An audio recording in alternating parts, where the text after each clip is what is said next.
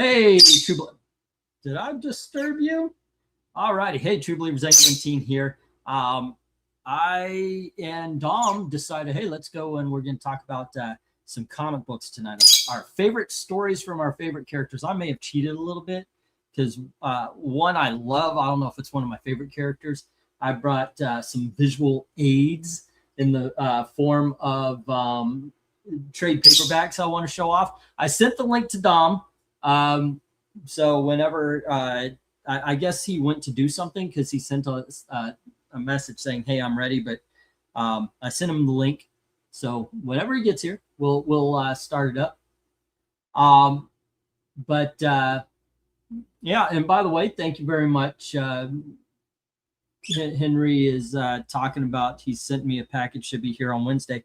Today, I went to a comic book show. I haven't been in 4 months. I think a lot of stuff has kind of gotten stale.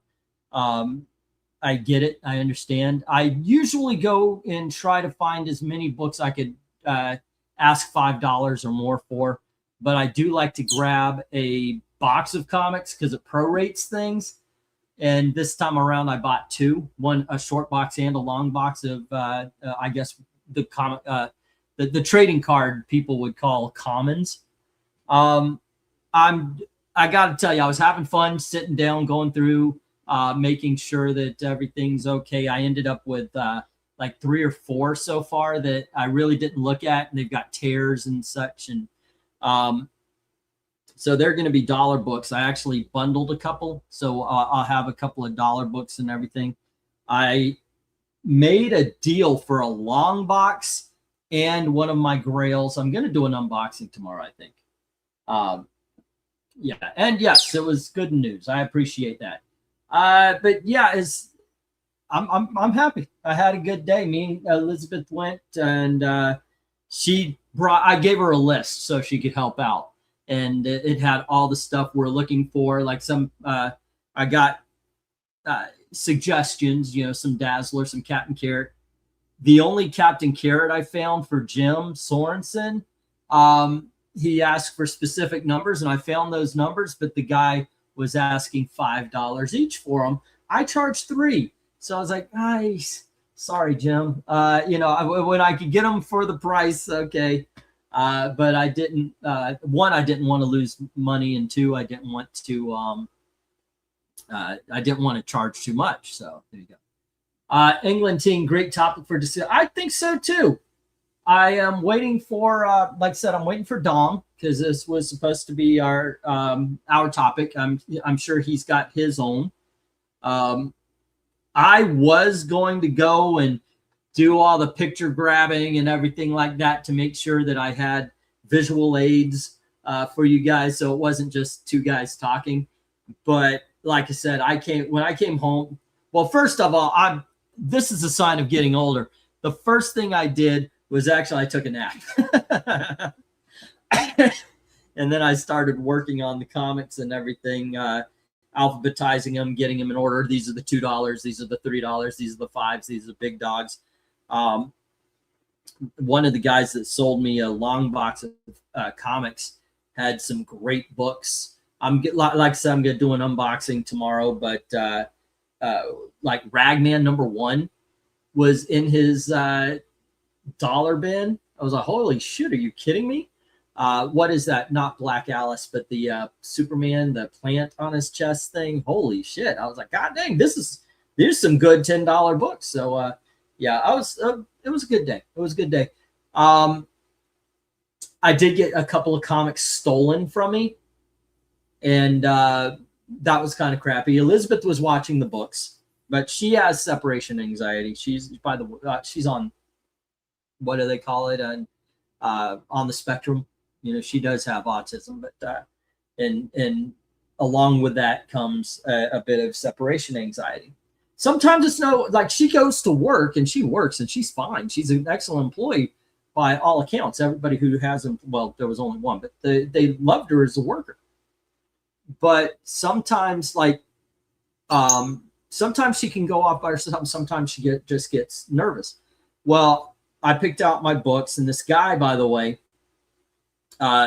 he had his pricing set on years and price tags. So like if you got a 12-cent book, a Silver Age, he charged $10. And I looked down, I was like, well, what's the cheapest? And anything from 40 cents all the way to $4 was $2. So I was like, really? You're going by price? And I wanted to make sure. So I went through and I found a few DC Comics, the 100-page giants, which have 50 cents, $1, $1.50. And I found those. And he says, well, if you buy 5, you get a couple of free comics. So I picked out X-Men number 117 and X-Men number 136 because they were the best condition. And I put them in a pile. And when I went to pay, Elizabeth followed and somebody took the X-Men off of my pile there. So I missed out. Great books, though. I really wish I still had them. But yeah, that's fine. So, well, teams also. I see Henry. So individual character, best story. The thumbnail is the X-Men, the Brood Saga.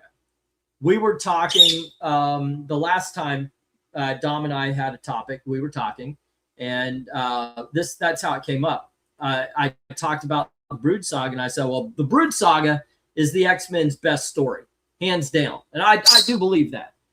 I loved it as a kid. And I would, wait a second, great idea. Let's do favorite characters, best stories. And favorite character, that covers a lot of sin, you know, because that doesn't necessarily mean best character. It doesn't mean hottest selling or anything like that. It just means what is your favorite.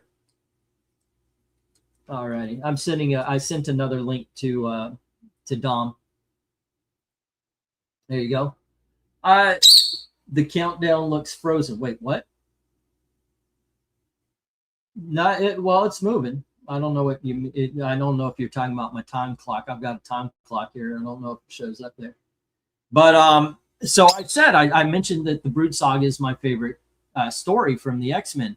I remember reading it as a kid. I got it off the shelf, and every month it was a thrill. I mean, it was obviously at that point in time, Alien had come on HBO. I'd seen that, so I was like, wow, these look just like Alien, and I kind of figured it was going to be very similar, and it was, but still, so cool. And when you see Wolverine in, like, I think it's 166, and he's got his claws to Kitty Pryde's head and says, "First them, then you."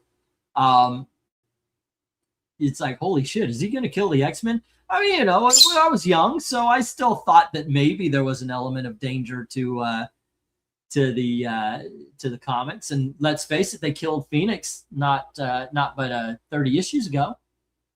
So yeah, it was really cool. It was one of those things. It was a monster book, and it was really kind of expansive. You just learn more about the cosmic world of Marvel, you know, the live ships and everything, the Shi'ar. It was really cool. Of course, Lockheed the Dragon appears in 166 for the first time as well. Watching Wolverine fight the embryo inside him. So yep, that was what got this ball rolling, was the talking about the X-Men Brood Saga. And I thought, okay, well, let's get together. Let's get Dom in here, and because we've been enjoying, by the way, talking comics. I also sent the link to Eric. You might show. Tell him, hey, how you doing? He says, greatest comic book characters, most definitely Peter J. Tomasi Super Sons. What is their best story? That's the whole point. Not it's favorite characters with the best story. And I guess I should move on. I guess I should go. Dom hopefully will show up. Yeah, I hope he shows up. But yeah, let me get going. Oh goodness gracious, I'm about to go on a sneezing fit in the middle of a show here. One of my favorite for the 90s and such definitely was the 20th Century Fox creatures, the aliens, the predators, and the Terminator. And my first bit right here, my first book I'm going to pop up here and I'll talk about it is this is actually Alex Ross's first professional work. And it's called Terminator: The Burning Earth. This first of all, yeah, you've got he is actually doing the interiors as well, Alex Ross. And this is the story that I wish Terminator Salvation was. This is, hey Dom, what's up? I'm doing good, England team, and good evening, everybody. All righty. This is the story I wish Terminator Salvation was. It is the story of the lead up to Terminator the movie. It's all about the human race. They're getting to Skynet. They're destroying Skynet, and they're sending Kyle Reese back in time. And it once again, it's well drawn. Obviously, it's Alex Ross on the art. It has a great story. If you are into the Terminator, I am, by the way. Although we do at the Butler household, we do get into one argument. You know what? I think I did this poll before. What is better, Terminator 2 or Terminator 1? Terminator 1 wins because it's Gail's favorite, and it's just safer, to let Gail win. Am I right, Gailey? She's over there.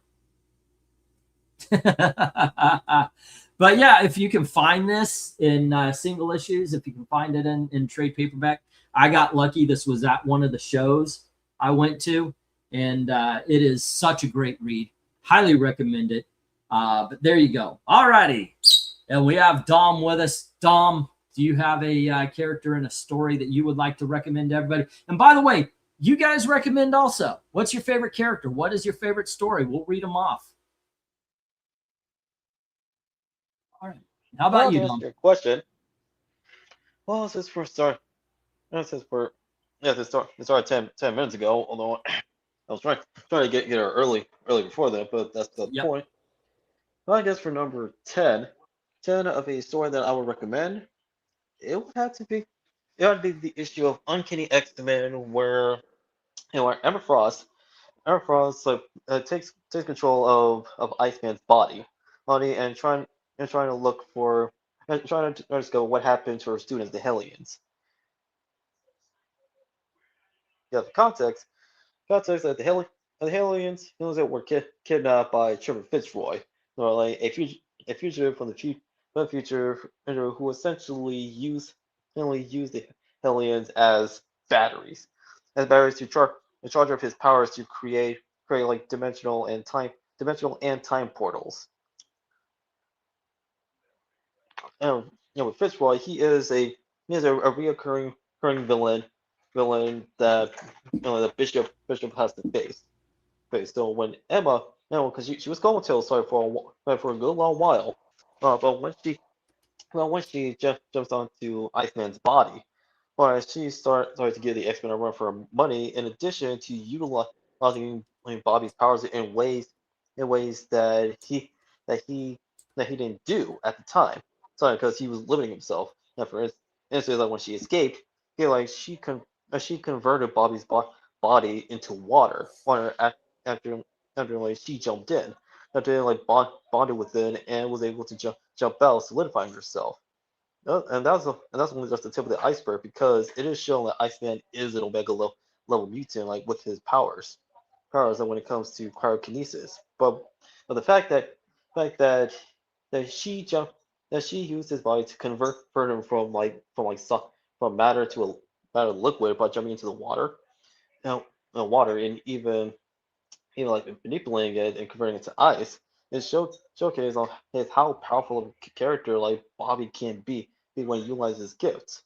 Because eventually she does learn the fate of the Hellions, and which really gave her a major wake up call, but also a showcase that she genuinely did care like for her students. So it was like, even though like she was like a major villain in the X-Men's Rogues Gallery, and this actually is the catalyst to her road to redemption and atonement. All right. I don't remember reading that. I remember at one point in time I went back to X-Men comics, and it was like, wait a second, what? Bobby's how powerful now? You know, it was kind of a shock because I did move. We did move into a comic book desert in Tallahassee, and it was like, so I missed a good chunk. I never read that story. I just Really? came in and found out that yeah, I don't remember that at all. It's but you know what? That's just something. You know, okay, gotta find it, gotta check it out. You know, Have you at least read Legion Quest, the prequel, no, the lead up to Age of Apocalypse? yeah, was it then? Yeah. I thought it was later. Okay, well then, yeah, No, no, I no, no, must no, have no, read no, it. no, no, so that issue like where Emma took over Bobby's body, like that happened Yep. before Legion Quest and Age of Apocalypse. Okay, then I what, have read it. I just don't remember it. I thought it was later because I was like, I don't remember this. This must be in no, that it was time before. period. I'm just old and It- I'm not remembering the story. Yeah, that's something. No, but when Legion Quest happened, after he and the X-Men like regained their memories because they were they did gain temporary amnesia after they were sent back to the past, like by Legion's powers, David Howler, and during their fight like with Legion, after he's been cured of his multiple personality disorder, Bobby actually froze him like by freezing the moisture in his body. Oh, okay. Yeah. I got to go back and read these things. I honestly don't. Well, you know, it's been 30 years. Yeah, there's a lot of new comic books. I don't read some stories multiple times. That is something. It sounds great though. I love the fact that she jumps into his body and finds out more about his powers than he does. Yeah. There's always those secondary characteristic and mutant traits that pop up where it's like, okay, is it a positive? Is it a negative? Making beasts more bestial, I did not care for, but you know, the body. Yeah, that was that was a secondary imputation. That was Well, um, the it was. Uh, I mean, it's lame as well as man. No, like this was supposed. It's like the secondary mutation like has been a thing. It has been a yep. thing for a good long while, but yet Hank's secondary mutation is he becomes more bestial, albeit cat-like. Yeah, I mean, all throughout his entire history, he was more ape, Yeah, and he becomes cat-like. But the thing is, and this is where I had the problem. The fur was was caused by chemicals. yeah. So him becoming cat-like doesn't even make sense to the character. No, no. Yeah. For a secondary mutation, like it would have made more sense that if he would have developed like reactive adaptation similar to Darwin. Yeah. No, because he is very adaptive when he's out in the field. No, like he thinks on his toes. Going to the comments, we've got the Spider-Man clone saga, says Jackson Raykirk runs for the door. Now, which clone saga are you referring to? The first one or yeah, the sequel from the 90s? Are you talking about the one from the 70s? Okay, yeah, that's pretty good. But yeah, the 90s actually made me quit. There was so much bad that happened in Marvel. I actually quit Marvel. The stuff going on with Wolverine, everything you thought you knew was wrong. Okay, I'm out. X-Men started sucking. Then Spider-Man I was like, I'm done with Marvel. I'm strict DC from here. And I lived up to that for a long time. I didn't pick up a Marvel book. I was interested in House of Mutants or House of M. And so I picked that up. And I picked up the Secret Invasion. Yeah. And then I stopped. Dealt with the scrolls. Yeah, after that, I was like, yeah, I'm out again. I remember continuing Ms. Marvel for a little bit, and then I was like, I'm done with Marvel again. I'm strictly DC. Marvel shot me in the foot twice just for trying to like them. Clone Saga was one of those. It was a mess. But hey, if it's one of your favorite stories, it's one of your favorite stories. Okay, Jackson Record, he clarified it's the first Clone Saga. There you go. That's the better one. I Well, never read the well, Clone Saga, I but I think was like oh, even on, I think like go even ahead. adding on to that, that like like actually nah, I mean no. See, with our top 10 stories, it should alternate between Marvel, DC, and the indies. Mhm. So with number yeah, so I guess well, with number nine, it would have to be electric Superman. It would be number 8 because I gave my first. Well, now we should have 5 each. But yeah, I gave mine and my number. The X Men Brood Saga was 10. Yours with the Emma Frost was 9. This is number 8. There you Wait, hold on, no, I don't, no, like that. Oh, that story from Uncanny X-Men is number 10.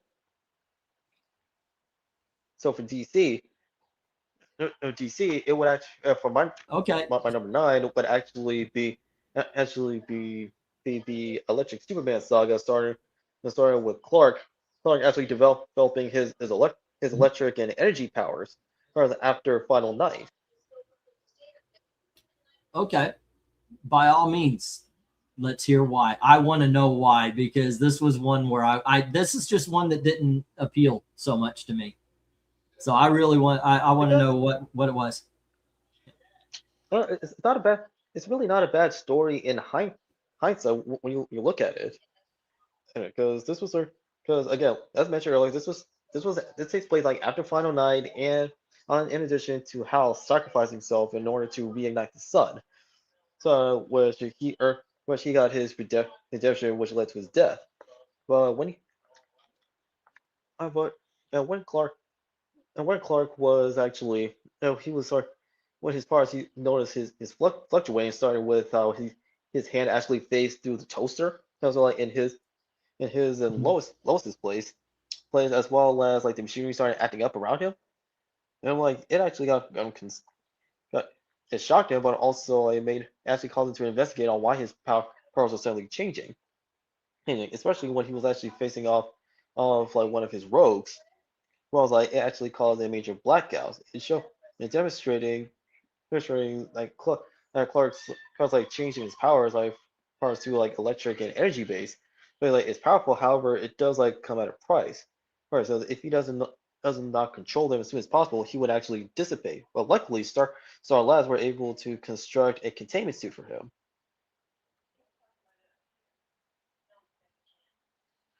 Okay. And for a while, like Clark, he was able to get a handle of his powers and learn how how to make himself well, even though he is a human alien, make him turn himself normal again. But it does come at a price. So when he does return to his regular form, he is rendered human.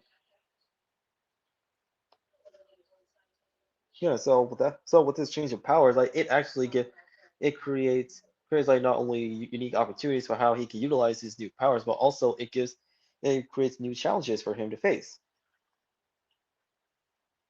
I my goodness gracious, I've got the worst memory in the world. I remember reading it, but I don't remember any of the details.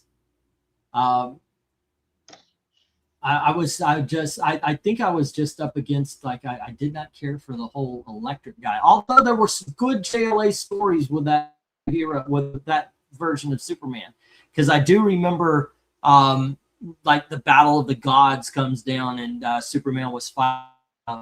Yeah. That was when they didn't have the right to use Hawkman in the JLA, so they brought in the Angel, Zuriel, I think his name Yeah, was. Zuriel. Yeah, yeah, but yeah, that was pretty cool. Hey guys, how you doing? RDV's in the house. But yeah, well, it's like RDV saying Superman Blue was dumb. Well, that's the whole thing. If it's your favorite story, it's your favorite story. So other people don't need to agree. But I've always said, if you like something I didn't, congratulations. Your time was better spent reading it than mine. Oh, that's how I see it. All that stuff. But as for Um, but anyone who's curious and want to like read like any of the stories that we will mention like throughout this live stream. So for my number 10, which is Emma Frost possessing Iceman, is from Uncanny X-Men number 314. And mhm. as for Electric Superman, that that occurred. Excuse me. Oh, excuse me. Well, at least, It's okay. well, at least like that. That one, has finally been reprinted after a really long time. Well, Hmm. electric. Yeah, when you look back, it hasn't been collected in years. Yeah. Goodness gracious. There we go. Okay, I'm getting some. I'm pulling out a little bit more because I misunderstood what we were doing here because I thought I was picking five and you were picking five and we were making a top 10, but you made a top 10. Yeah, yeah, You but would, as for yeah, you went. So I need to. So I'm thinking, what are five more that I could throw in because I've all got right, books and everything. all If right, you want to go but on as with for your, oh, go ahead. as for Superman, Superman, features like him like getting his electric and energy powers. It starts in Adventures of Superman number 545. All righty. Give me just a moment. If you don't mind doing your number 8, I will. I'm gonna get some pictures here so I can have some. I like to. I want to put up some visual aids and such, and I will do my number 9 and my number 8 right after you do your number 8, if you don't mind. I don't mind. Well, for number for number eight that would actually we'll have to go to the Gen 13 miniseries before its ongoing series with Volume 2. The yeah. By the way, it's either this box or the next box I send you. The trade paperback's on its way. Yeah.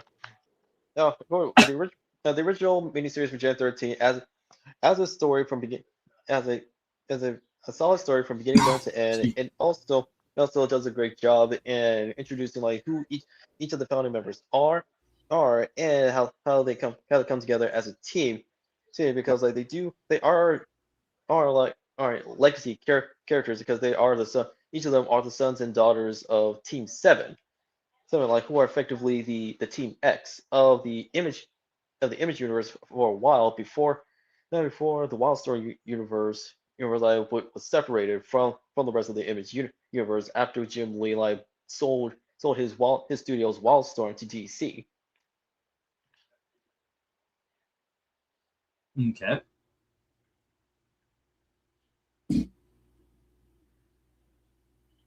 Did he drop or did I? No, I'm still here. Okay, oh, you went quiet. I'm waiting to hear more. You went quiet. I'm like, wait a second. Well, Anytime that happens, I start worrying well, the about. characters are well, the characters like of Gen 13 are endearing. Endearing like from Caitlin Fairchild, like who started out, as a shy nerdy sunflower into a genius bruiser Amazon like when her powers like was awakened. And you're like in the first issue, and you also gain more.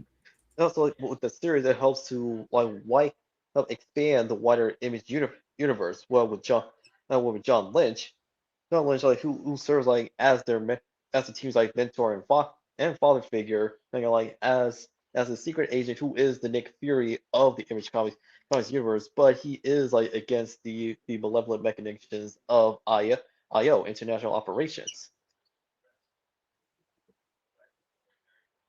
Plus, in the original miniseries, like you do I see the I future got him. team up with Pitt, a creation of Dale Keown. Keown, like who was the artist for Peter David's seminal Incredible Hulk run.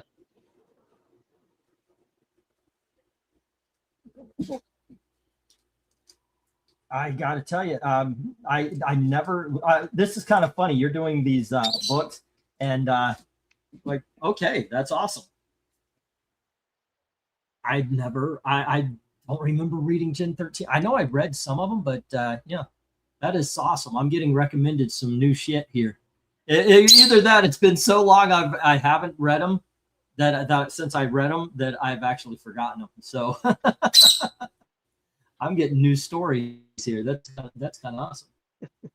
All Well, right. Well, Um, plus, what is the benefit like with Gen 13? It's not only like cape fiction, but it's also like mystery. It's mystery, political, and spy thriller as well because of the intrigue that is occurring, like within the background, like of the original miniseries. So like as you learn more about international operations and Team 7 and their connections to Gen 13, because as mentioned earlier, they are the children of the men that make up of that military unit. okay. Alrighty. Let me get some comments on what the chat is saying is some of their favorite stories for their favorite characters. Remember, there's only one favorite, so don't list 6 different stories from the same character. There's only one favorite. Let's see. Henry's saying Amazing Spider-Man Annual #1, the first appearance of the Sinister Six. I read that. I loved it. I did. In my review, I think I reviewed it on Comic Vine. I thought, but they never team up. You know, there's never the scene where he's fighting all of them. He fights them individually. Henry Jeremic is also saying Iron Man: The Armor Wars. What I have downstairs, I haven't read it in 20 years, 30 years. I'm looking forward to it. I found it at the last comic book show I went to. Let's see. Oh, this is going. Grand Admiral is mentioning X-Men Wolverine, the Mutant Massacre. Did you read this one? Oh, the Mutant Massacre? Yeah. Yeah. Oh my goodness, that was another Yeah, one. no, What was? that storyline has aged one. well. Oh, The storyline very has yes. aged well as well. And what really like stole it was with Claremont like and the artists, like they did not hold back with what was going on within that storyline because the Marauders were shown to be very brutal and sadistic bastards. And so like when they were just it was like pulverizing the Warlocks. Yep. And obviously we got Archangel out of it. I love this. Is one more. I was a kid when it came out. I got it off the shelf, and it was one where it's like, okay, wow, I can't believe they're doing all this. I can't believe all that. And I was enthralled. I mean, this was a really great story, and it by doing what they did with the Angel, they didn't kill him, but they did something where it was like, okay, no one's safe. No one's safe. They can really get trashed, and that increased attention to the story. And it occurred to me, though, that it's got the same flaw that a lot of X-Men stories have, which is most of the time they would have to nerf Professor Xavier. So he got hit head, he was away because Professor Xavier is the answer to all problems. You know, oh, they're giving us problems, brains are off. You know, Even though in this case, they. Even though, This case, they said he did not have to be nerfed. No, because when you look back at the Mutant Massacre in hindsight, like the whole it could have been prevented and the Morlocks would have been saved. At the same time, like we wouldn't have gotten an Angel's arc where he does become Archangel and what he has to go through in order to like be free from Apocalypse. The same problem showed up when they went. Magneto, we know you're the most powerful person here and could probably go in and take care of these people by yourself, but stay here and watch the kids. They did that to him, and I thought, okay, that's very typical of an X-Men comic. They bench their most powerful players so there can actually be a story in a comic book to it. Other than that, it really does. It really does. Even though you can still have tension while not have to like put your most powerful characters like in the back seat.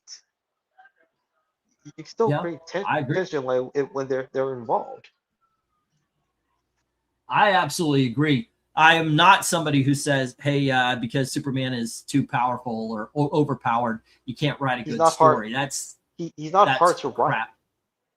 I absolutely agree with that. Okay, so let's see. I'm gonna get one more because this kind of leads into my number 9. My number 10 was X-Men Brood Saga. Harris Popdopoulos saying, "All right, I'll start with my boy Superman." Superman, Man for All Seasons 1 through 4 by Logan Sales. Hey. Excellent book. Great book. You want to talk? You want to take this one? You want to talk about it? No. Okay. You talk about it because that is also like a modern timeless classic done by Jeff Loeb and Tim Sale. May he rest in peace. Yeah, I actually didn't care for the art when I first read this, and it's basically it's an origin story, but it is done with I don't know, like you can almost feel the folk music playing in the background or the country music playing when he's on the farm before he goes off and he's Superman and everything. It really does kind of capture the look of just a farm boy Clark Kent when he's drawn on the farm and such. I really enjoyed that. I remember talking to RDV and he mentioned he liked the sense of motion that that's in the art. There's one scene where he's kind of bumbling. He's actually not, he's doing Superman things, and it just kind of comes up. I might be mistaken my Superman stories here, but yeah. My number 9 is also a Superman story, and I brought a picture to say, but this is Superman Brainiac. I do believe it's Jeff Johns who did the writing on this one. Yeah, this occurred during Jeff Johns' run with Superman. This is also the one where Superman on the cover is famously drinking a beer, and they had to recall it. I love what they did with Brainiac. We've never met Brainiac. It's always been some sort of avatar. And now here's the real Brainiac. It starts off with Kara, and it starts off with what happened to Argo City. Wait, no, Kandor. No, Kandor. Yeah, it would start at with what happened to Kandor, and she is traumatized by it, and she's fearful of the when Brainiac robots come to Earth, and she tells Clark it's all about she's just scared shitless about what's coming, and it really is. It's only like three issues or 4 issues, and it really is an epic battle, and this is Brainiac rewritten, and I guess if you've played the game Injustice 2, this is where you get that version of Brainiac, where he's basically a sentient computer and he's alive in a ship. I think actually the Superman animated series had him being a sentient computer for Krypton, on Krypton. So I guess they started it, but this book it's great. One thing I mentioned in the Brood Saga is the amount of tension that's in the story. I thought this was just filled with it. Lots of great action. The art is great. Gail got this for me for Christmas one year, the trade paperback. And nice. It's one that even when I'm like, I'm going to read something new today, I may just pick this one up because I never get tired of it. It's just an easy read. So, I mean, really, what holds up the Brainiac storyline really well is with Jeff Johns. With his penchant as an ascended fan to professional is it goes back to Infinite Crisis where not only was the multiverse restored, but also characters origins and otherwise have been restored as well to what they were pre-crisis, or at the very least close to it. Brainiac being one of them and he also he utilized Brainiac's previous appearances prior to the storyline to its advantage by not discontinuing them, but rather they are those Brainiac's previous appearances were still him, but he was operating through those avatars. Yeah, so it managed to wrap up everything without and creating a new version of the character without losing any of the old stuff. Something that we would see with Hawkman by Robert Venditti done excellently. Oh yeah, which I mean he was able to fix the damage that was done to Hawkman comment by actually adding in a layer to his original origin, so that way like his previous incarnations like all did happen. But because he was spread out. He was spread out like in like different, and not only in different points in history, but also in across different planets and also parallel Earths as well. So like the original, the original like Carter Hall, who was Prince Khufu, like he was still born, but at the same time, you have his Denegarian Guardian like counterpart like operating as well. So the events of Hawk World like still happened. Yep. By the way, great series, the Venditti Hawkman. Let me get a couple of comments, and then I'll go to my number 8. We'll go to after that. We'll do your number. Let's see. Henry is Fantastic Four Annual number 3, Bedlam at the Baxter Building. I don't remember that one. Actually, I don't know what happens at that one. Captain America is Out of Time. I have that on the auction a couple of times now. I'm going to have it again. I realized the number 1 that I was presenting was not actually the number 1, so I did get it. So I've got the complete storyline. If I were to say something, the Tillum says, "We Are Robin" is a mockery of the Spider-Man clone saga. MK is saying, "Death of Superman has to be one of my favorites. Very rarely do you see people give Superman a hard time straight up." Yeah, great. I love the fact that they said, "What next?" I very rarely read the Death of Superman without reading Funeral for a Friend and then Return. You got to go through the whole story, right? Absolutely. Yeah.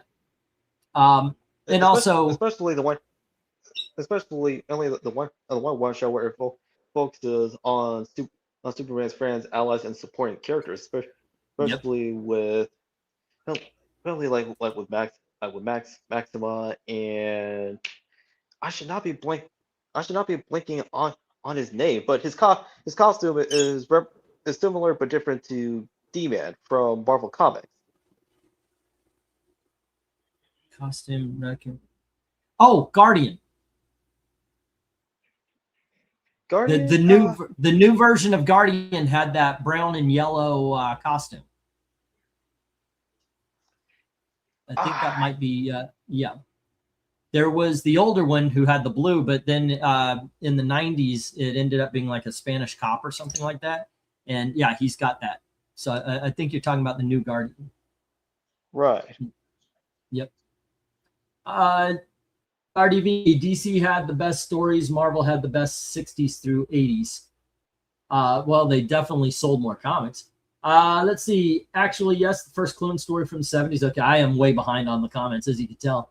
Let's see. Papadopoulos, every time I read the part where Clark admits to Pa Kent he's scared because of his power manifests make me tear up, and he feels for the guy. That's in the Man for All Seasons. We've got Henry saying also Fantastic Four. You already mentioned Fantastic Four.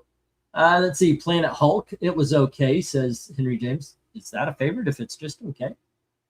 Let's see. Conan, A Witch Shall Be Born. What about that gives you it makes you say it's one of your favorite here? I'm going to skip Henry's because we're going to talk about that in just a little bit. Papadopoulos says, continuing about Superman for All Seasons, I love that each issue is narrated by a different character. Got it. Yeah, Gangbuster. Gangbuster. Okay, there you go. There you go. It's a Gangbuster. Okay. Yep. Yeah, but Guardian, like he did have a story. Some story with the Guardians of Metropolis in Superman: The Legacy of Superman, which was collected in the Funeral for a Friend like trade paperback from 2016.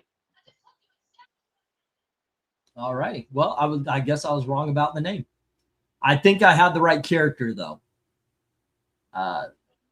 Let's see what we've got here. Yeah, Xavier's mental abilities are a bit troubling. Magneto should have mass-produced the anti-psychic helmet for everyone. Otherwise, no one is safe. That would have helped Logan in the movie. There we go. I'm going to move down a little bit to the end. Let's see what we got. Picking one for Batman is tough. It is not, and we will get there. What is your number 7, sir? Oh, wait, no. Wait, did I give my number 8? No, I didn't. No, you did. Look, did I? I gave X-Men, and I gave Superman. Yeah, those are the only 2. So my number 8, I've mentioned it before, and since I had to come up with a top 10 and the book was right next to me, Trial of Galactus. I tried to sell this at the auction this weekend. Galactus comes to Earth. He's weak, and the Avengers and everybody are afraid that because he's so weak, he's going to try to devour the planet, and they start fighting him, and Galactus collapses. He's dying. Reed Richards, being the hero that he is, says all life is precious. We have to save him. And he does. Galactus keeps his promise. I won't eat Earth. And he goes off. He finds the Skrull planet where Galactus devours it. Billions of Skrulls die. And the Shi'ar, who I guess are the cops of the Shi'ar? You say Shi'ar? I've always said Shi'ar. They decide that they are going to put Reed Richards on trial, and he has to explain why Galactus is important to the universe. And it is freaking brilliant. Though the issue where you see it's got Reed Richards in chains and all that with a red background is one of the greatest single comics ever written. I truly stand behind this story. I highly recommend it. I've talked about it ad nauseum. But there you go. I mean, it truly, truly is awesome. All right. How about you? What's your number 7? Let's see. My number 7, I would actually have to go with. Oh, I'd say one of my favorites. It's a single issue story. All right. But however, I could double check real quick, but it would have to be the issue in New Mutants where Karma, she's mysteriously transported to a desert, and her escorting and protecting a young girl like from like various harms as they encounter during their trek in the desert. And while doing so, things are gradually she slims down and is back to her regular self, because this occurred like after she was freed from Amal Farouk, the Shadow King, like with the help of her friends in the New Mutants. Because for a while, well, like they thought she died, but in reality she was actually kidnapped and possessed by the Shadow King, who still operated his criminal empire through Karma. And because Amal Farouk is known to be a glutton, he caused Karma to get really fat. And for a while, but she was pretty much like going through about depression, because like she felt violated for how she was used by the Shadow King.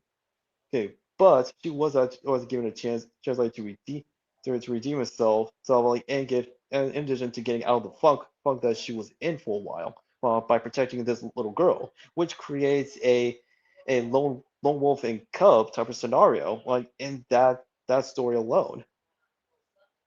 And Karma's transformation, and Karma's like transformation into a badass like Amazon, like is not only good, but also like it's enduring, because like it led to a great payoff.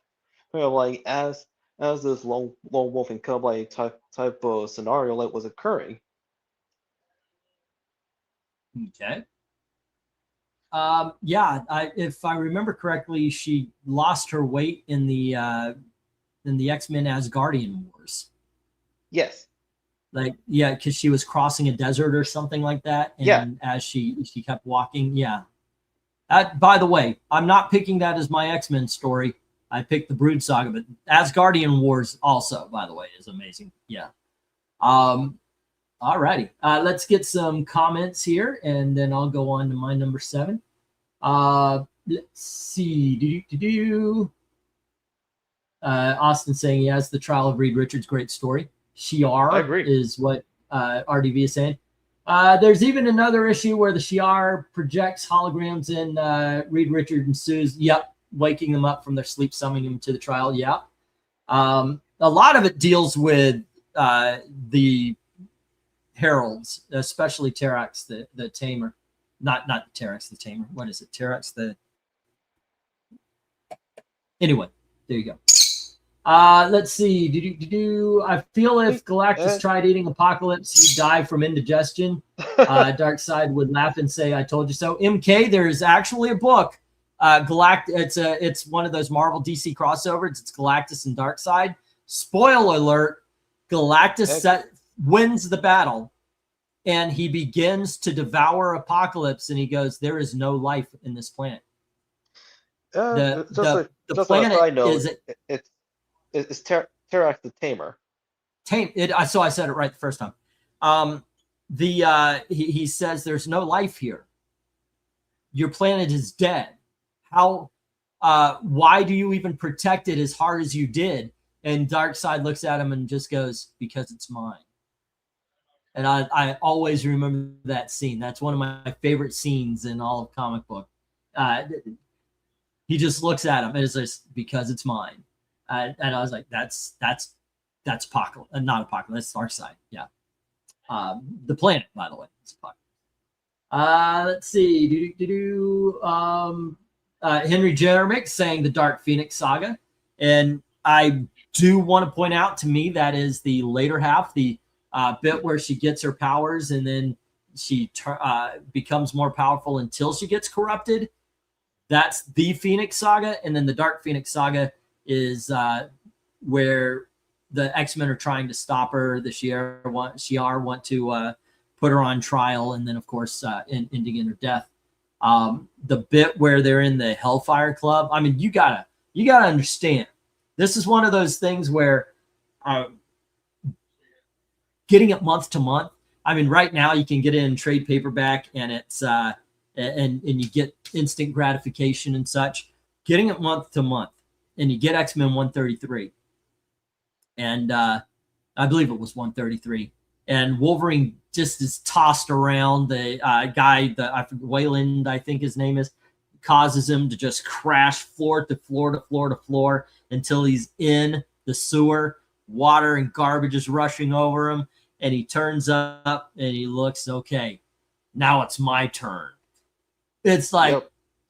Now it's personal. I want it now. I don't want to wait a month for this comic book. It was something. I mean, at that point, I think I was like 13 maybe at the time, and it was just, oh my gosh, this is the coolest thing ever.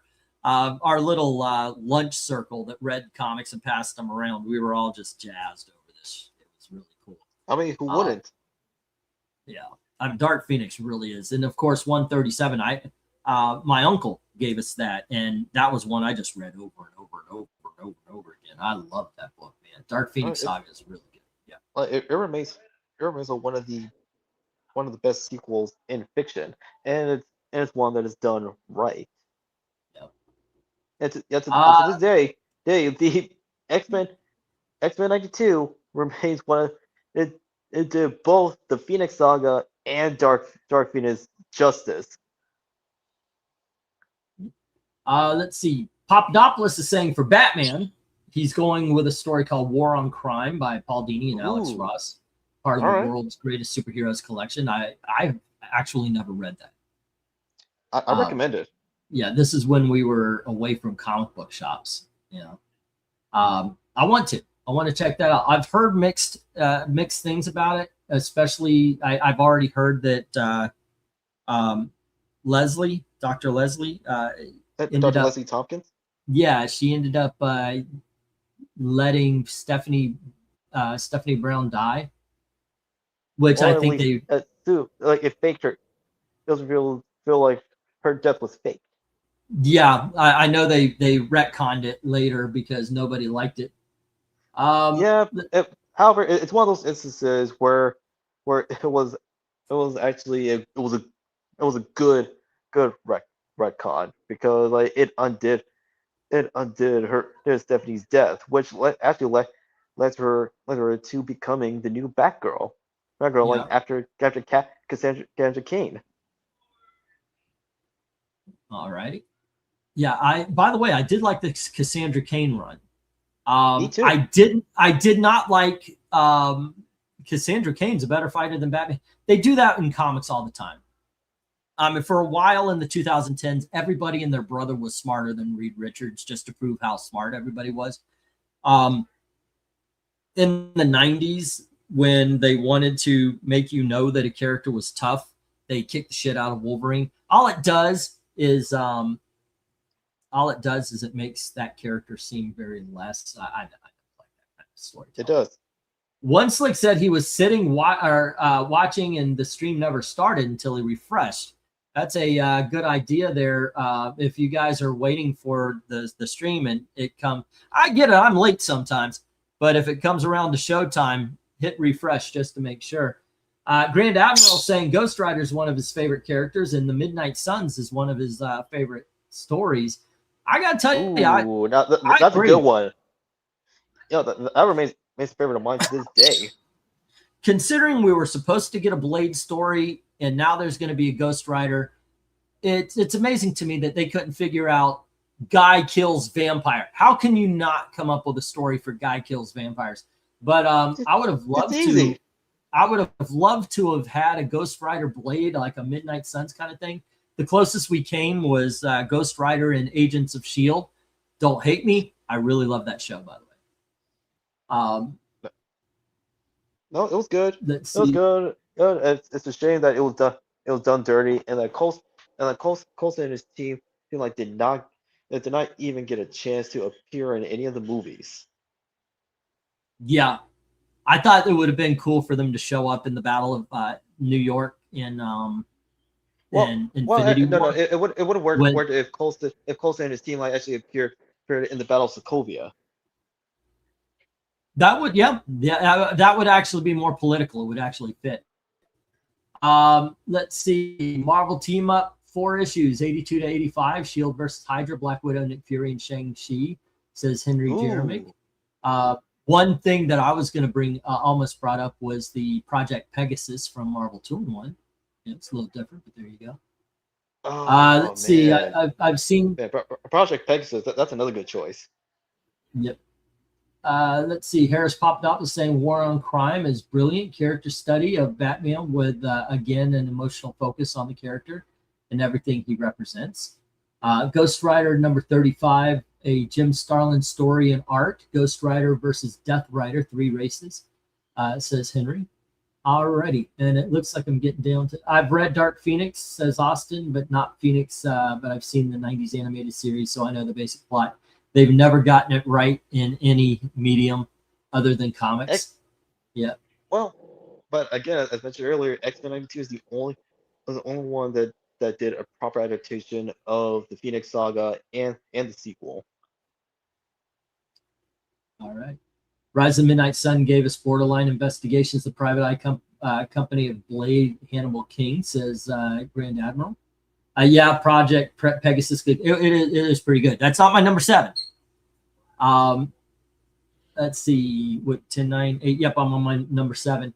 Usagi Yojimbo, Dragon Below Conspiracy is probably the best Usagi story. I might disagree with you, but I can't disagree with you on the quality of the story you picked. Usagi Yojimbo is, you want to talk about underrated characters. He should be quite bigger than he is. I really hate the fact that when they brought him onto TV, they did the futuristic Usagi rather than the feudal Usagi. Like, no, do the proper. You've got so many stories with it. But yeah, I really do think they should do a season 2, but take them back to feudal Japan. Yeah. Yeah. With Usagi, like he was handled well, and pretty much like all three of the anime adaptations of TMNT, like 87, 2003, and even 2012. However, I've talked about. Oh, go ahead. However, to this day, like I love his appearances in the 2003 TMNT because like it's the one that the people grew up on. Besides the 1987 series as well as the live action movie from 1990. I'm trying to start a cult, and this cult, because of how many times I've mentioned this book, it's to worship this book. No, really, it is a great book. It's by Jeff Smith. It stars truly one of my favorite characters. And today I actually found a Golden Age comic book that it might go on my wall. But it is Jeff Smith's Shazam: The Monster Society of Evil. Now, it does start off with his origin. I thought, well, okay, I guess you do. Shazam is not as well known as Superman, but it does start off with him as just a kid. He's got a friend named. Yes, I guess. Okay, okay, we'll go with Captain Marvel. And he's got a friend named Tawny, by the way, who shows up first as an old man and then later as the tiger. And of course, you get the story. But what I really dig about this is not only do you get the Gator people, but all of a sudden, yeah, there's the Gator people. It's such a fun story, man. He really tries. It's like a modern version of Golden Age, and not by the there's no cynicism in this, and that's what I meant by what I mean. It's an updated version of the Golden Age in the fact that there is no cynicism to this story. It is a very simple and well-told book. It's a well-told story. I love these giant creatures show up in the middle of Central Park, and he goes up and finds his sister. By the way, here's the alien creatures, and he finds his sister Mary, which when she gets her power, she stays a little kid. By the way, in this one, which I guess is a decision. And yeah, he fights him. He tries to find out what's behind him. No spoilers. You do get Dr. Savannah in here as well, and you find out he's actually connected to the main villain and all that. I just think it's one of the most fun books of the 90s when it came out. I love the copy I got. I've always been this close to actually taking the cover off because it's a poster. But I can't do it. I can't do it. But yeah, this actually unfolds into a Shazam poster, and it's all about the it's based on the book, so it's him fighting the monsters and all sorts. And even if you take the jacket off, they've got the cover, so it's not just a blank, because a lot of times when you remove the dust jacket, it's the cover to a book is just a blank cover. Yeah, highly recommend it. Highly recommend it. There you go. Let's see. Before we go on to your number 6, we had for Wonder Woman, I'm going Wonder Woman Spirit of Truth, says Harris Papadopoulos, from the same creative team of the Batman story I mentioned. All righty. Henry says, did you just say my favorite issue of, Ghost Rider? The best Amazing Man story is the one I never read. That is absolutely true. The best Amazing Man story is when his friends and neighbors try to find out where he gets his money. It's kind of a Rashomon thing. Everybody has a different POV and all that, but it's funny and it's very heartfelt. Golden Age Hawkman is better than every other Hawkman story. All right. Between Jeff Smith's Monster Society and Jerry Ordway's Power of Shazam, I would take Ordway. Two different things, two different tellings. I would take this over the miniseries. I just read Power of Shazam, the graphic novel that came out before the series, but the series was amazing. It's one more thing where I don't think I could argue against it, but I definitely have arguments for it. What's your number 6, sir? All right. So, all right, number 7. It was it was DC. Mm-hmm. All right. Oh no. Wait. No. Number 7 was Marvel. Okay. What's your number 6? Did you not write these down? You're going off the No, top of your head, aren't you? no, I did. Okay. All right. Well, 1 for 6. 1 for 6 from DC. See, I would have to go with. Oh, I got it. Yeah, almost. It almost slipped my mind. It would actually it would have to be the first Dial H for Hero story with the first appearance of Robbie Reed, the original holder of the H dial. Okay. What can I say? It's a simple origin story. It gets to the point of how Robbie got became the holder of the H dial, and once he started using it, and the heroes that he summons and becomes those are very unique, and it allows him to face off like a variety of criminals and villains that occur like in his like his small town, which is somehow a magnet of weirdness.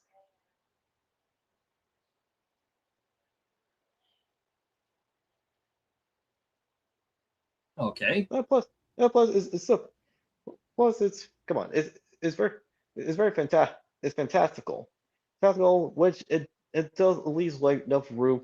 It helps build the foundation of the H dial and what it can do as it will be utilized by later holders of the H dial. So that's later on. Oh, like he actually gives it to Chris King and Vicky Grant, like who are actually the longest who are the longest wielders of the H dial as long as Robbie. Well, if I remember correctly, they had their own dials in the Adventure Yes, Comics. yes, they did. They each had one. So technically there were two at the time. That's this series. Yeah, I'm still waiting for the original Dial H for Hero with Robbie Reed and the Chris King and Vicky Grant like stories to be collected like in either like the late in a next DC Finest or actually in an omnibus like, which collects every Dial H for Hero stories like that was like in the back of Adventure Comics. And actually, no, I think about it. Yeah, it was pretty much sort of, well, no, as backstories in no, it's backstories from like Superboy and Superboy, the Legion of Superheroes, and Adventure Comics. So it would be nice like for Dolly for Hero to gain some not only gain some it's more love, but also some new fans. Yeah, that would be nice. I would not say, hey, they should bring it back because they did a couple of times. It was weird when they brought it as a landline kind of dial. I was like, it's not Yeah. a phone. It's not a phone, you jackasses. It wasn't. It was a dial. It wasn't a fucking phone dial. Why are you having? It's not Get Smart. They don't need a red phone. Nobody is calling Adam West to come and say they didn't need a red phone. I didn't like that version, by the way. I couldn't get past the phone part. I'm like, wait, did you redial and you thought they actually called someone, I need a superpower? It was just, I couldn't get past it. I couldn't get past that version. No, I hear you. Yeah. But, I like the 2000 version. I love the 1980s version. The original one is so much fun. It really is one of the most underrated IPs as far as what DC has. Yeah. However, it really is. I still disagree like with the creative decision of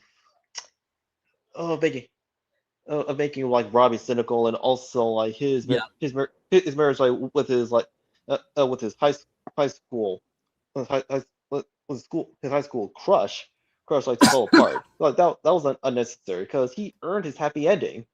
It was a time when everybody was getting darker. I'm going to stand by that series though. I love the 2000s one. No, I'm standing by as well. It's just like it's just that wasn't necessary. You could have had it where where Yeah. Robbie was still, whereas Robbie, he has like gotten older and wiser, but he did not now lose his sense of hope, idealism, and optimism, because Yeah. he could have, he could have been like among like Captain Marvel with Billy, really, because like, he did not get, Yeah. but Billy, he did not get darker. So like he should have, like with Robbie, she should have been like among the characters that did not get darker, like under Dan DiDio.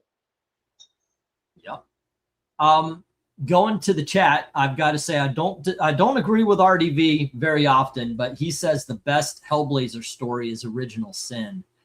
Yes, yes, it is. I mean, I enjoy a couple of individual books, like Newcastle. I think that was like issue number 11 or something like that. And it talks about the evil thing, because in Hellblazer they kept on mentioning it and mentioning it. Finally, they got to the story. I like that version, but Original Sin, that's the one where he sells his soul to 3 different demons, and they realize that all of them want him enough to go to war. So when he dies, they need to keep him alive, or hell will be torn apart. That, and of course, the ending with him flicking hell off. Basically, it was it was a joy. It really was to read that. I guess it's like. I bring it up like watching a TV live when it's or the first run, or seeing it like Star Wars the first time it was out. Anybody could go see it in the theaters now if it's playing, or put it on their DVD. But unless you were there, unless you were waiting in the lines that wrapped around the buildings, you just don't know the cultural impact. And I that's what I'm giving a lot of weight to, reading the individual titles as they came out, because we were there not only to enjoy that great story, but we were there also for the cultural impact it had. And I think, that was just one of those where you're like, okay, I love John Constantine from this point on until they woke him up. So there you go. Let's see what else we got. Papa Dobbs saying next up is Green Lantern, the Secret Origin, part of the Jeff Johns run. It's not the best Lantern story, but it's my favorite. And there is a distinction, by the way. I always point to movies in 1995. The best movie, Braveheart. My favorite movie, meaning the one I've seen more often than any other, Billy Madison. I stand by that statement. Best and favorite, not always the same. Henry is saying for Spider-Man, Kraven's Last Hunt. Awesome story. Freaking, if I was doing Spider-Man tonight, that would be the story I picked. I love that one. But I almost talked about that one as much as I talk about Jeff Smith's Shazam. Let's see. One of my favorites is Fables Bigby, the one about him. Ever heard of Fables? I have. Yeah. Me too. I've heard about it. When I learn to read, I'm going to check it out. Fables is the better Once Upon a Time, the TV series from ABC. It was supposed to be Fables, by the way. It actually was. But then they decided to Disney it up, and it became Once Upon a Time. But it was actually supposed to be Fables. Once again, like it could have fooled me. I am putting together a run of the Fables trade paperbacks. I started, and I had like 1 through 10, so I'm trying to get the later half. And I love that. I love the story. I read it. I didn't read that originally. I read it in trades, and it got me hooked with the first story. So yeah, it's Fables is really, really good. Hello from Jeff Sorensen. Somebody mentioned, I missed it, but somebody mentioned, oh, there it is. One Slick Dude. One of my favorite stories is Thor number 148 and 149, the origin and first battle with the Wrecker. I love it. Wrecker kicks Thor's ass. And that's one of the things we were talking the other day about, how everybody, they nerfed the Wrecking Crew. They're Thor villains. the wrecking crew should be walking through some of the people they get beaten by. Like She-Hulk beat them, and I was like, no. But yeah, they get nerfed a lot. I'm like, why? But yeah, that's a great story as well. Green Lantern's Sinestro Corps War, Barbarian said. But once again, what's your favorite? One story. Let's see. I know I already threw one out for Spider-Man, but I have to also mention the boy who collected. Well, yeah, we bring up the Wrecking Crew and what was his name? Not Pile Driver, the Wrecking Ball, the one, yeah. Wrecking Ball? The black guy. He's in the first story in Spider-Man. Yeah. So, there you go. Okay, by the way, I counted, and you were right, sir. I have done, my first one was X-Men. My second one was the Terminator. My third one was Superman. My fourth one was, what was it? Fantastic Four, and then Jeff Smith. So this is number 5 for me. Thunderball, thank you, Eric. Come on in, man. You should be a part of this conversation. You know more about comics than either me or Dom. Come on in, man. Hey. Dude, come on, it's Eric. If there's some people you could actually say, there's 2 people I will say this to, say this about with absolute confidence. Eric Breen and oh my gosh, I forgot his name. Portuguese guy knows far more about comics than I do, and I'm okay with admitting it. I don't think it's a bad thing to say. But my number, Paolo, thank you. I knew it started with a P. My number, I guess this would be number. Oh, you okay? Oh my gosh! What's up? Oh man, hey, hey, the actress who played Claire in Heroes, Hayden Panettiere. Dang. She died? Yeah. Holy shit!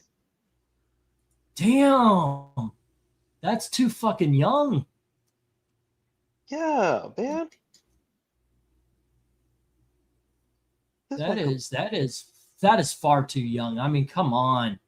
Seriously. Right? Do you I'm looking it up to see if I did not mean to bring down the mood, but this is just no. Hey, look, this is unexpected. It caught me off guard. It's breaking news, so it's okay.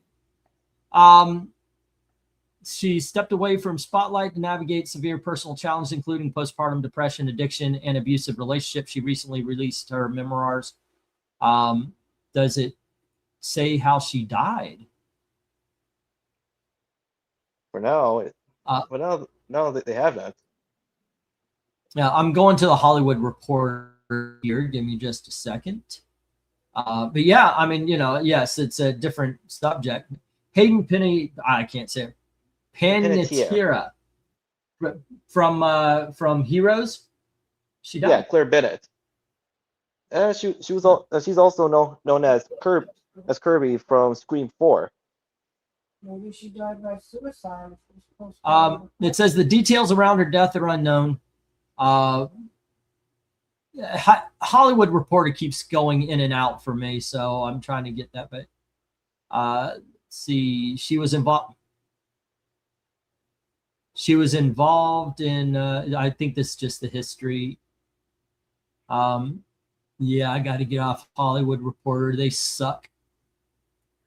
It just keeps going in and out for me. Let's see. It's with profound sadness that we share the tragic passing of our beloved Hayden. God, just let me read a goddamn article without all the pop-ups. She was an incredible light. Man, this is her father's statement. He asked for privacy as our family takes time to process the unimaginable loss.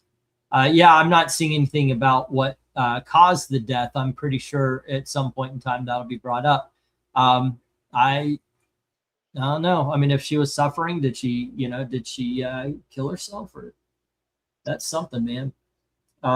Yeah, way too young, 36. Hopefully that's not the case. think about, I mean, 36, man, that's 2 decades less than I got so far, you know? And she's still, yeah, although she's no longer a teenager, like she is, and she still looks like a woman in her 20s. Yeah, yeah. Elizabeth has that problem too. Baby face. Oh, she looks 15 of a day. One of my Oh man, that actually reminds me like of a friend of mine from California whom I met during my sophomore year. She's a shorty, and I thought she Mhm. was the same grade level as me, but no, she was actually a junior. Yeah, yeah. So yeah, Sometimes it's but just like still, that. she has baby face on top of her being short. Paulo Costa, by the way, the full name there. Yeah, I talk about people who know more about comics than you. He's definitely on that list for me, and I, I'm a-okay with saying so.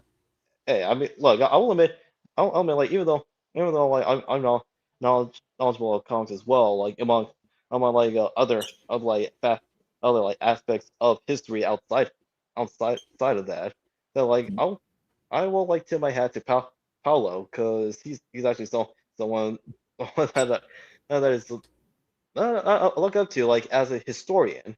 So like even if you're not like an accredited teacher because like he loves history. Yeah, yep. He always said that he always says that he wants to be a historian. Getting back on topic, uh, Jim is saying one of my all-time favorite stories is the first 5 issues of the Baxter Legion. So Legion superheroes. An eye for an eye is the Ooh, trade paperback. yeah, It, yeah, it yeah. No, that's it's a where good one. they get attacked by the Legion of supervillains, um, led by a Nemesis kid. It Yes. is, yeah, it's an amazing story. I love it. It's one I will read. By the way, I wanted to make a little extra money last time, so I put in a whole bunch of trade paperbacks into the auction, and I was holding Eye for an Eye, and I was like, yeah, I'm gonna put this in. And I was like, no, I can't do it. I can't do that one. So yeah, I took that out. It was, it's truly a great story. Thank you, Pistachio Yucca. All right, here we go. All righty. Let's see what else we got. What else we got, and then I guess I'll go to my number 5 after. Also, R.I.P. to Tommy John, a big name in sports.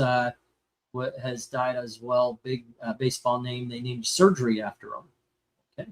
Ooh. MK says I know her from Heroes and Scream. Says MK. Yep. Pick number 5 says Papadopoulos, Aquaman. It's the second story arc of the New 52, and it's called The Others. Good run, good story. Which, by the way, yeah, I will talk about Aquaman a little bit later tonight. Well, But I'll say before, the other storyline from Aquaman like is actually it's like one of the best ones that came out of New 52 because they felt like they could felt like that that team of heroes like could have existed could have existed pre New 52 to post Crisis. um, he says it's a kick-ass adventure action, a lot of drama, emotional focus on Aquaman. I love Black Manta in it and all the supporting characters. My story also has Black Manta. You know what? Screw it. I was gonna save this for later, but I'll talk about it now. My pick from Aquaman is a book called, or is a story called Death of a Prince. Oh And man, this is the Mira and Aquaman have a baby, and said baby goes missing. And Aquaman basically it's one villain after another as he's trying to get to and save his child. The art, I'm gonna actually increase my thing here there if you don't mind. Art is awesome. You can see that right here. It is great 1970s storytelling. So there's still a little bit of silliness to it, which there you go. Is it almost feels like a monster of the week, but it's very well written, very entertaining story where it's called The Death of a Prince. And Black Manta, who has the baby, kills the baby. I was floored. I thought, okay, death of a prince, ha ha ha, he's going to be kidnapped and he'll be returned. No. They tell you right on the freaking cover what's going to happen. That is real. That is freaking real. This, by the way, this is also this is a grail. It's missing from my wall. I want it on my wall. But yeah, Aquaman, Death of a Prince, a lot of fun, great action. It's back in the day when there was a heck of a lot of dialogue, so it's not a 5-minute read like a lot of modern comics are. And yes, but yeah, at least the dialogue back then and the caption boxes they actually serve the narrative and have it progressed. Whereas unlike a lot of today's comics. Grand Admiral is saying Walking Dead. I mean, there's what character, or I guess what team, I guess you could say the survivors. But he's saying the first story arc of The Walking Dead. Rick Grimes. Okay, Rick Grimes. Which, by the way, I'm rereading. I'm actually reading 3 or 4 different books right now. The Walking Dead is one of them. And yeah, that first storyline is really good. And hello to Eric Breen with his America Chavez, his favorite character, America Chavez. Yeah. How are you doing, sir? Yeah, I'm all right. I got a couple things. Yeah, he kind of killed their son, but if you remember, there were a lot of things that kept Aquaman from getting to him in time to save him. So it's kind of like, yeah, he did, but he didn't. But what I was going to point out is that that's a great story. It truly is. Yeah. However, I'm wondering if whether it was Steve Skeets or David Michelini or whoever did it, because the people that wrote those stories, if at some point they said, we're right. I realize we're writing for prepubescent, but if the husband and the wife are talking about their child, do you think that they would be calling him Aqua Baby, or can I maybe use his name?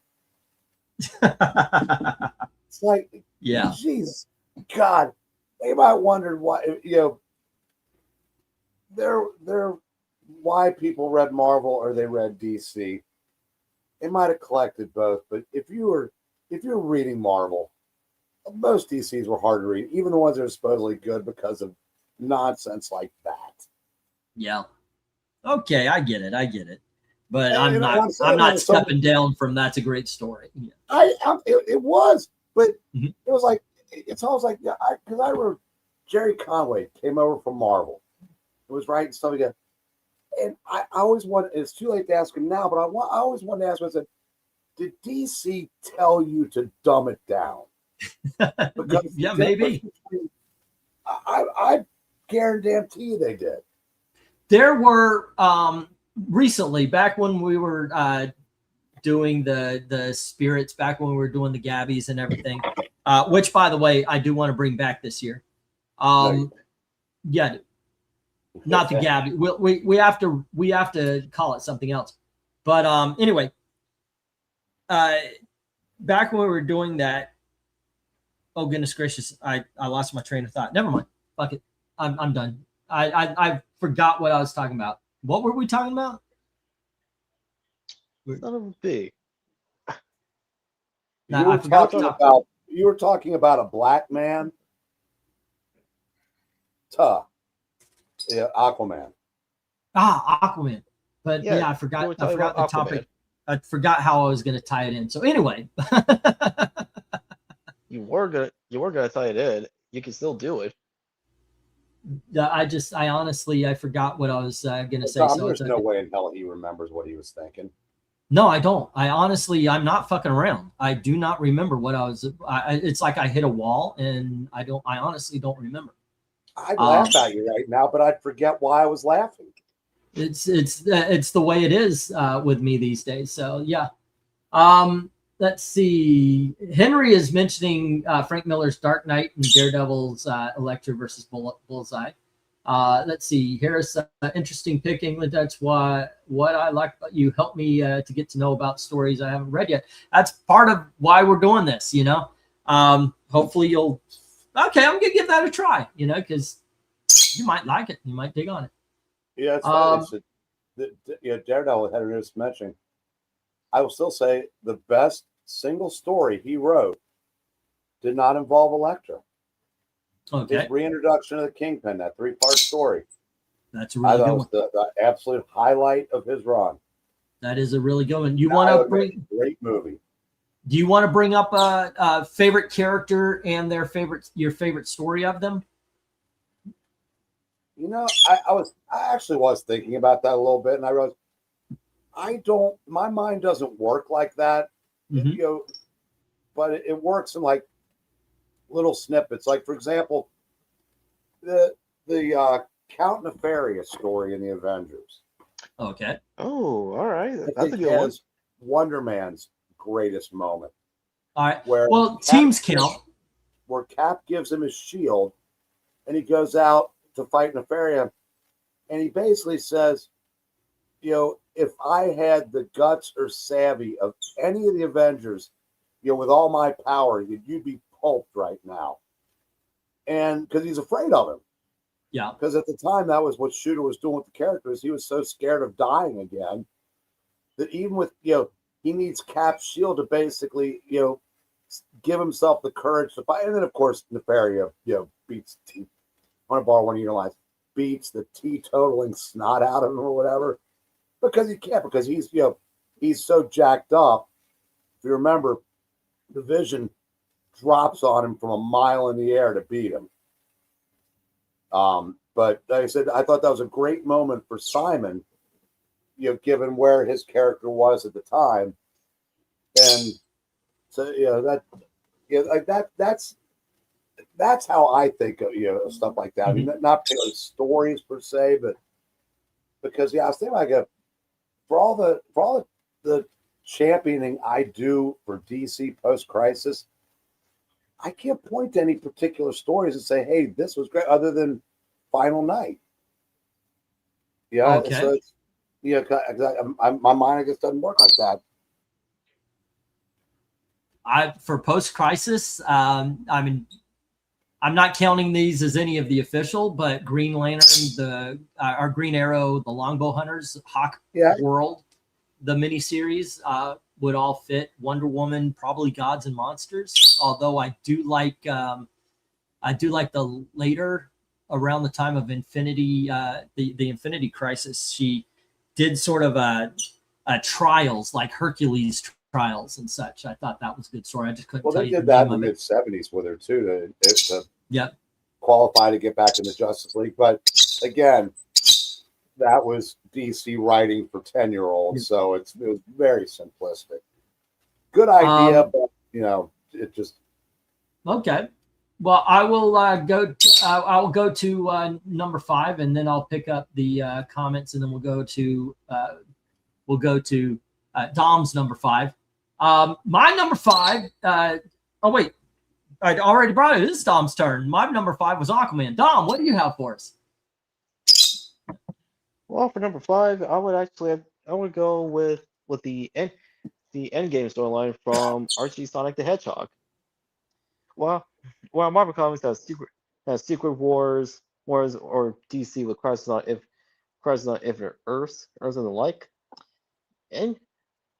Endgame for Archie Sonic the Hedgehog was a major event, which is a culmination of everything that Sonic and the Freedom Fighters had to go through as their backs are up against the wall to finally take down Dr. Eggman. Filled with twists and turns like characters ended up getting like injured, or everyone's soon like they died.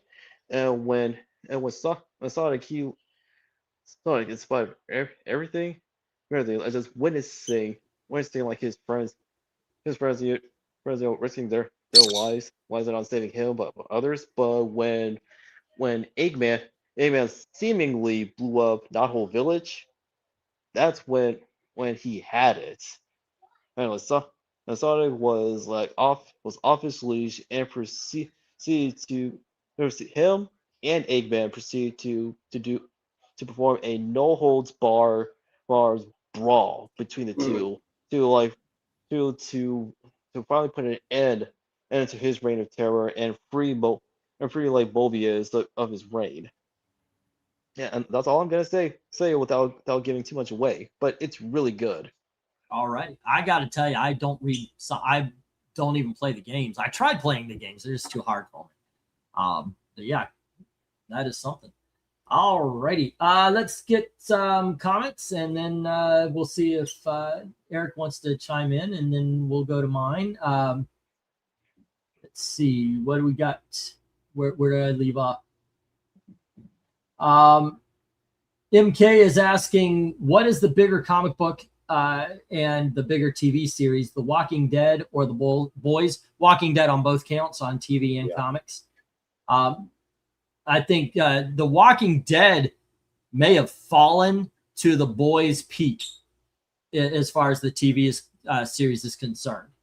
At one point in time, it was the show to watch. It was the biggest thing on TV. Jim is saying my list includes a couple Superman stories. I try to say, come on, pick one, But he's saying Christ the Crimson Kryptonite. What's so funny about Truth, Justice, in the American Way, and a comic book I will be showing off, The Black Lotus.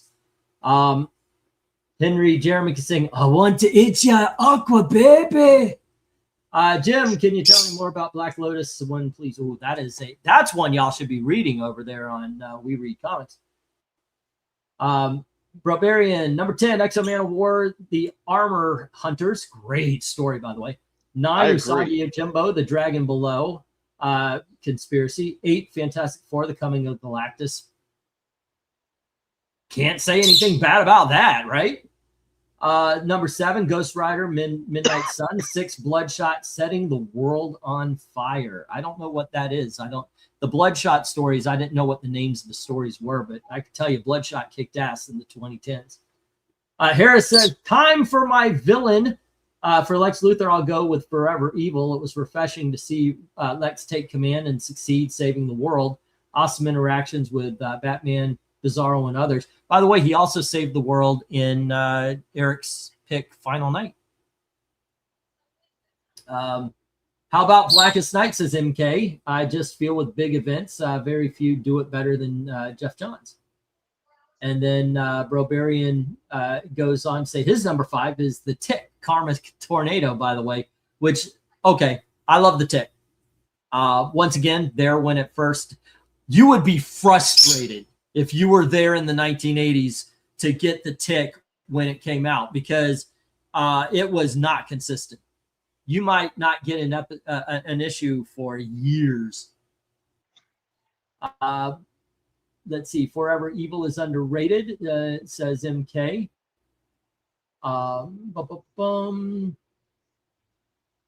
Let me see what else we got. I haven't read Forever. Me neither. I haven't read Forever Evil.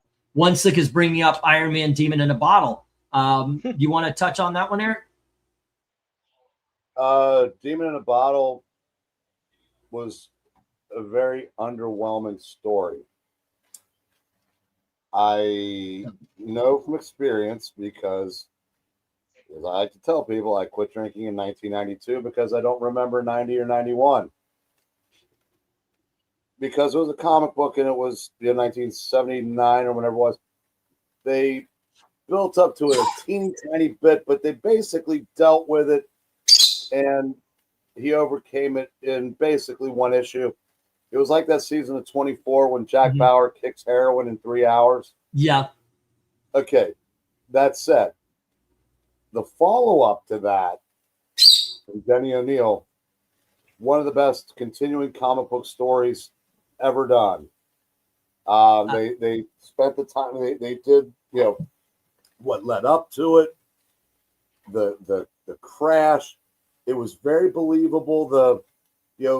On his way to breaking the excuses, the cover-ups, and then finally I don't give a fuck.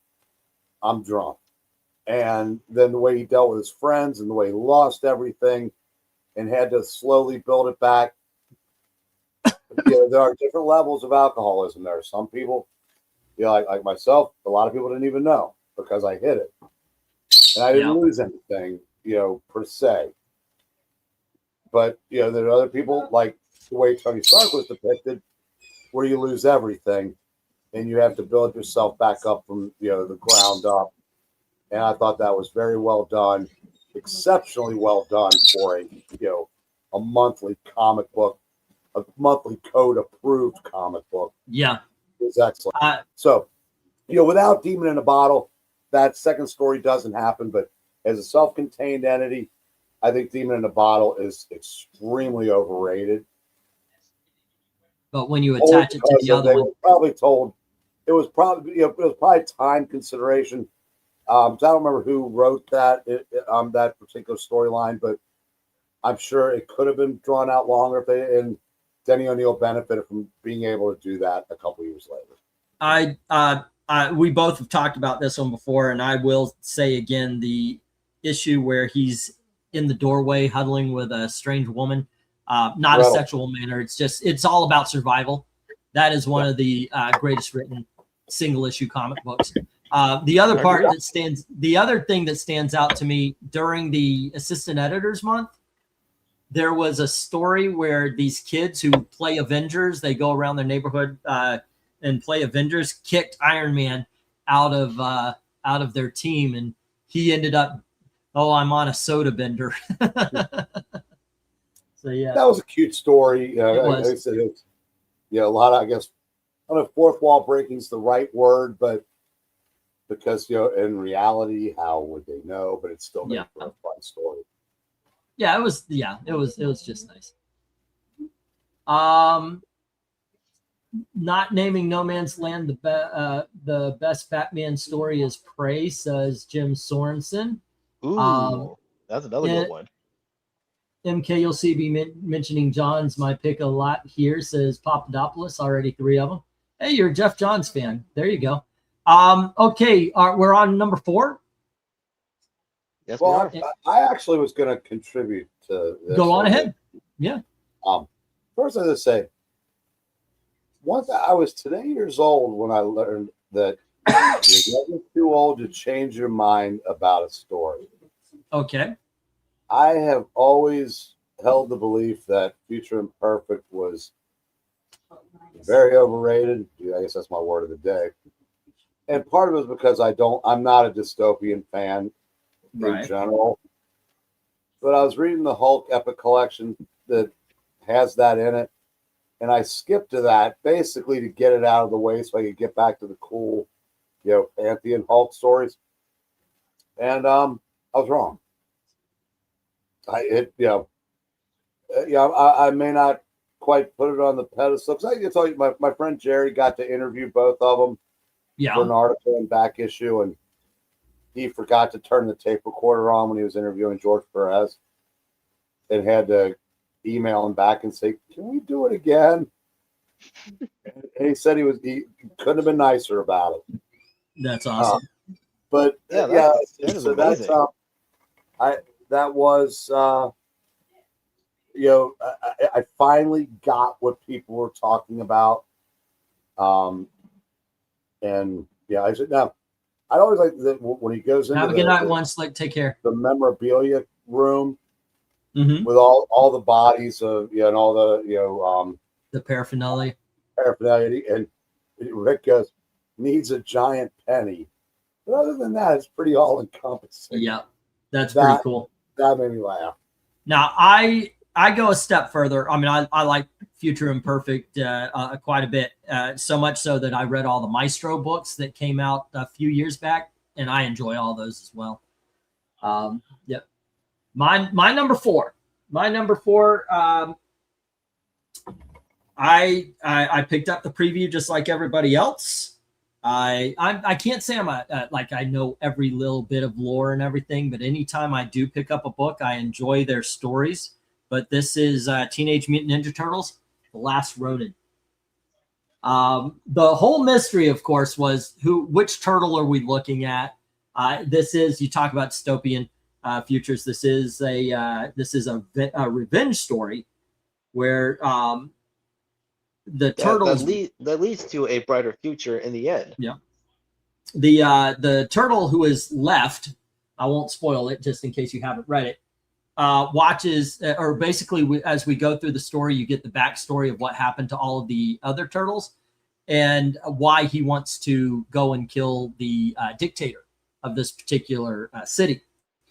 It's just a very well written, well drawn, dramatic book.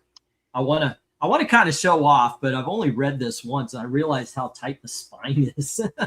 Still, by the way, if it's like I will hold a book like this, and I will read it like this, if just to keep the book safe.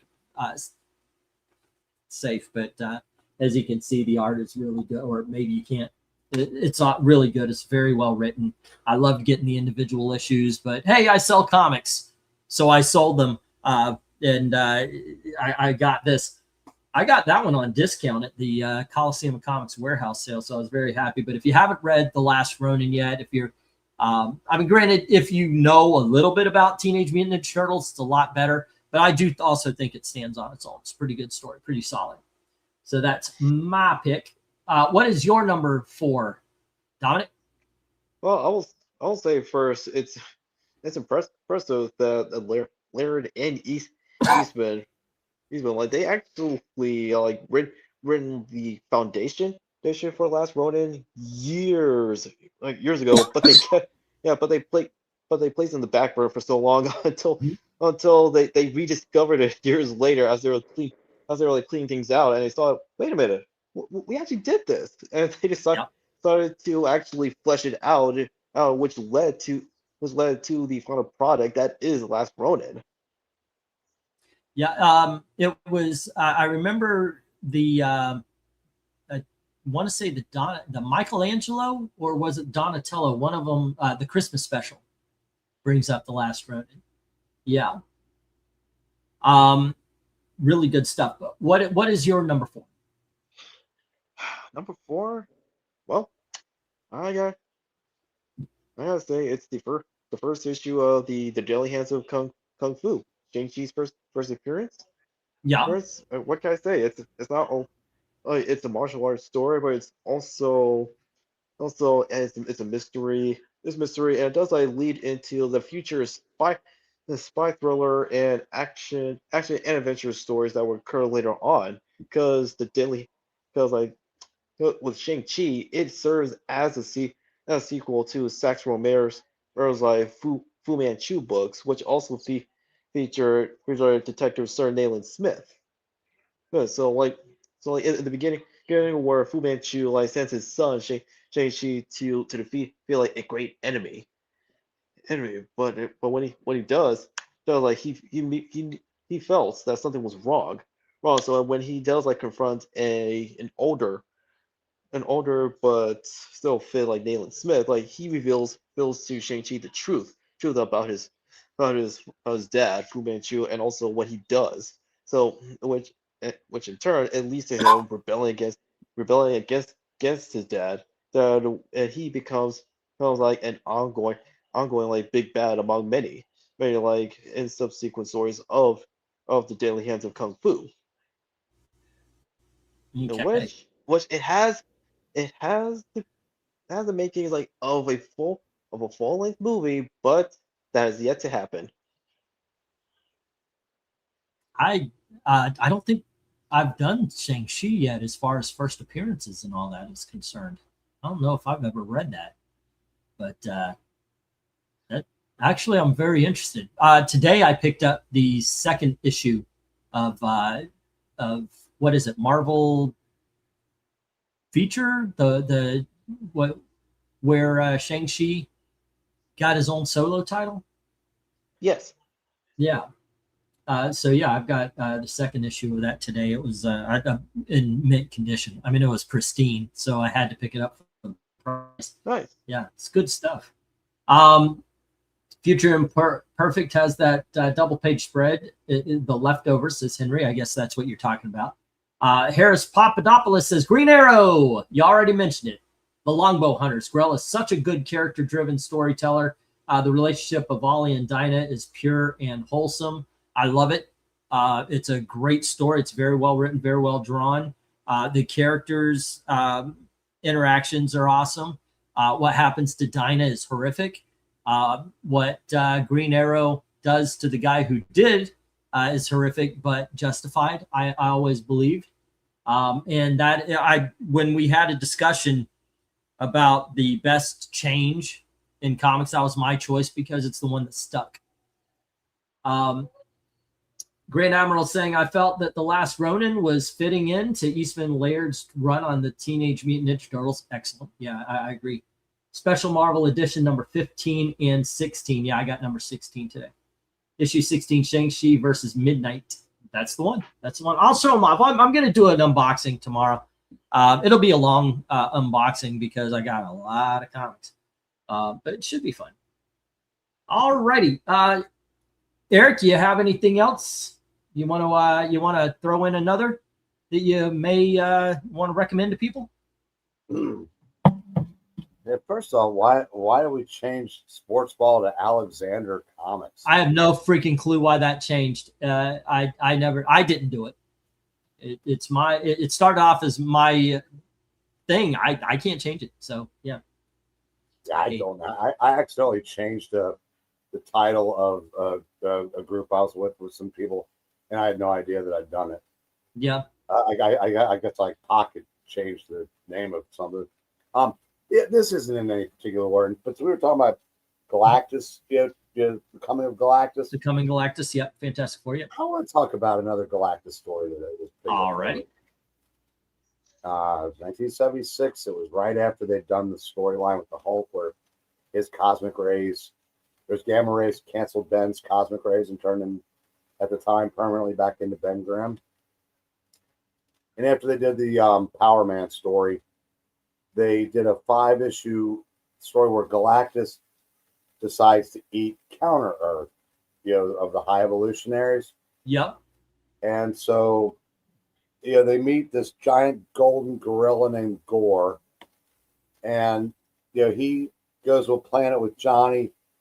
Reed and Ben go to another planet, and they run into Torgo from the Jack Kirby 4-parter, where the one where that he stole the idea from Star Trek, a piece of the action, was the gangsta planet. But none of those work out, so he's going to eat the planet until Sue offers him another planet to eat. And he does, but it makes him sick. And basically we find out that the planet was Planet Pop-Up of the Impossible Man. And since there was basically nothing there, he dies of like cosmic indigestion. And it's so absurd. It's like trying to describe a soap opera where if you watch it every day, you can understand why somebody turns out to be their own father, but it sounds pretty ridiculous when you try to describe it. If you read the story, it actually all makes sense. But there's a part where Ben is trying to punch Galactus, and Galactus goes, I'm using this, kind of like zaps him. And he goes, I don't know what you did, but it didn't work. He goes, just feel, a little bloated or something. Turns out he basically undid, he turned him into the Thing again. But it's a really neat, 5-part story. And like I said, very few people remember it, but I mean, not confusing it with the Coming of Galactus and import, but in fact I think John Byrne did his own Galactus trilogy pretty well, but this was one in between that I thought was just kind of fun.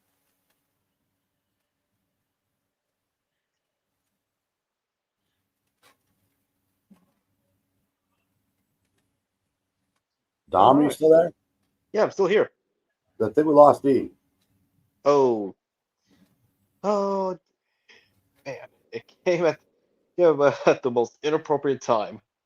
Yeah. Yep, Really? there he goes. It is very annoying. This happens to our friend. Oh, wow.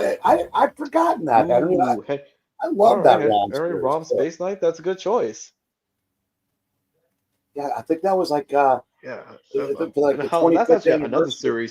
series where finally it's been reprinted after all these years and collected in a hardcover omnibus. I saw that. I haven't owned the omnibus yet. Yeah, yeah, but I will eventually, along with Strike Force Moritori.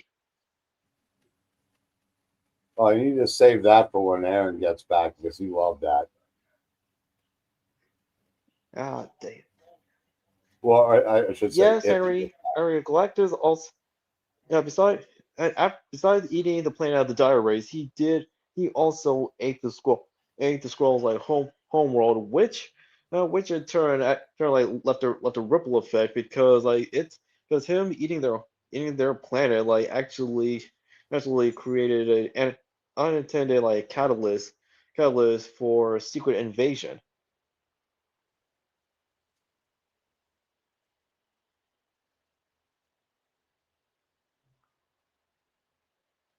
Number four. Oh, all right, silent interlude, not a bad choice. All right, so Broberia.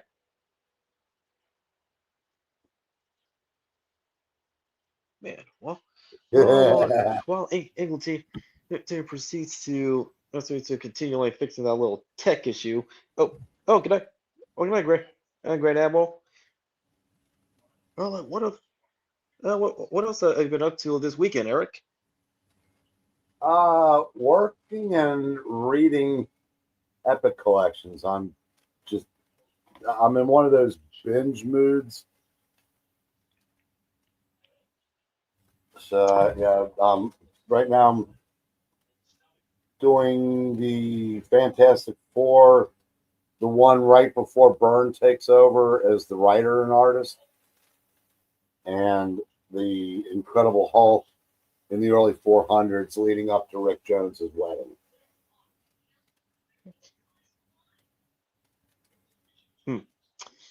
Maybe reboot. I hope, I hope, hopefully that's happening to Eglantine. Yeah, he's not coming back. He's gone. It's ours now, Dom.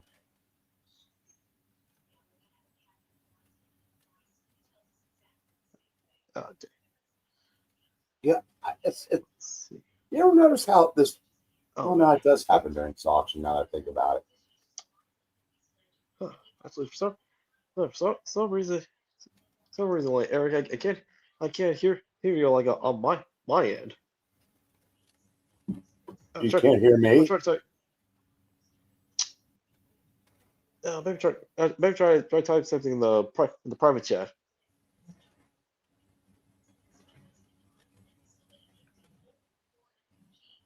Man, man, issues is real is really hit it. It's really hitting everyone hard at the most inappropriate time. So you might have had trouble hearing me a minute ago because I keep forgetting that my microphone is in this stupid Keep calling. laptop, and I Oh, was sitting back.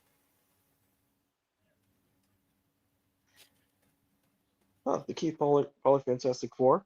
All right, that's not bad.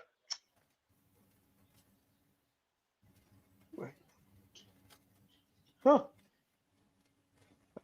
Uh, Interesting choice. Interesting choice, Jim. Jim, not a bad one. Yeah. Although that's actually one story you hardly hear anyone talk about. Well, like it's like with when Red Devil like, became like Thor for a while. Well, this if I'm right, this is before Eric Masterson.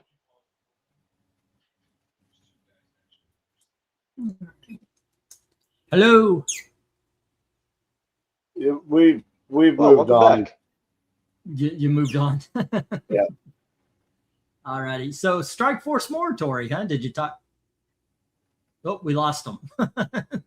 Ah! Yeah, he was having trouble hearing me after you dipped out. I don't know How what is it? happened. How is it that the person running on Windows 7 is the only one that hasn't been knocked off? I think because Windows 7 is a lot better than Windows whatever we're at, by the way.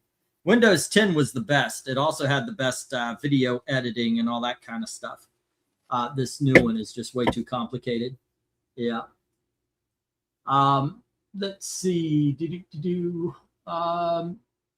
Didn't also eat the scroll homework. Yep, we talked about that when I talked about we talked about the trial of Galactus, or the trial of Reed Richards. Let's see. Did y'all read all the comments here? Sure, we did. Sure, you did. Okay. Actually, Tom did. Okay. Cool. Awesome. Well, I guess we'll get to Dom. Oh, here he is. Man, I actually had to jump out of StreamYard and come back because for some reason, like Eric is muted on my end. Yeah, he said that you guys were having trouble. Go figure. I don't know what happened. But all of a sudden my camera and my my microphone didn't work. All righty. Englatine, did you see the lanterns? Heard episode 1 was, I have not. Today I went out to the comic show with my daughter, and when we got home, I started doing stuff with the comics, and then just came on here. We never got to the episodes and everything. So, yeah. Okay, let's get to number 3. Number 3 for me, I've got to go. I don't know if I would call this a crime syndicate or a JLA, but either one works. This is JLA Earth 2, and this is my favorite crime syndicate story. I like the miniseries that came out a few years ago. I had never read Forever Evil, but this kind of set up the world. I mean, it was during the Grant Morrison run. This isn't Grant Morrison. Well, I guess it is. It is Grant Morrison. And it also ties into a story that's in JLA proper. And this is basically an introduction of the world that the crime syndicate live in, and how basically evil runs the way. I like the runs the world. And I like the fact that when the JLA find out about this, most of them are like, we have to go free this planet. Batman is telling him it's none of our business. We need to fix this planet before we go to another planet and fix theirs. As I say, for all of my picks so far, it's just a very well drawn. I mean, it's Frank quality on art, which I always like, and it's Grant Morrison writing. And for once, Grant Morrison isn't overdoing it. So there you go. No, he isn't. Yeah, it's my pick for number 3. How about you, Dom? What's your number 3? Well, my number 3 would have to go. Excuse me. That has to be Michael Turner's Fathom. Well, like the first series from 1998 to 2002. But I'm gonna start with issue number 1.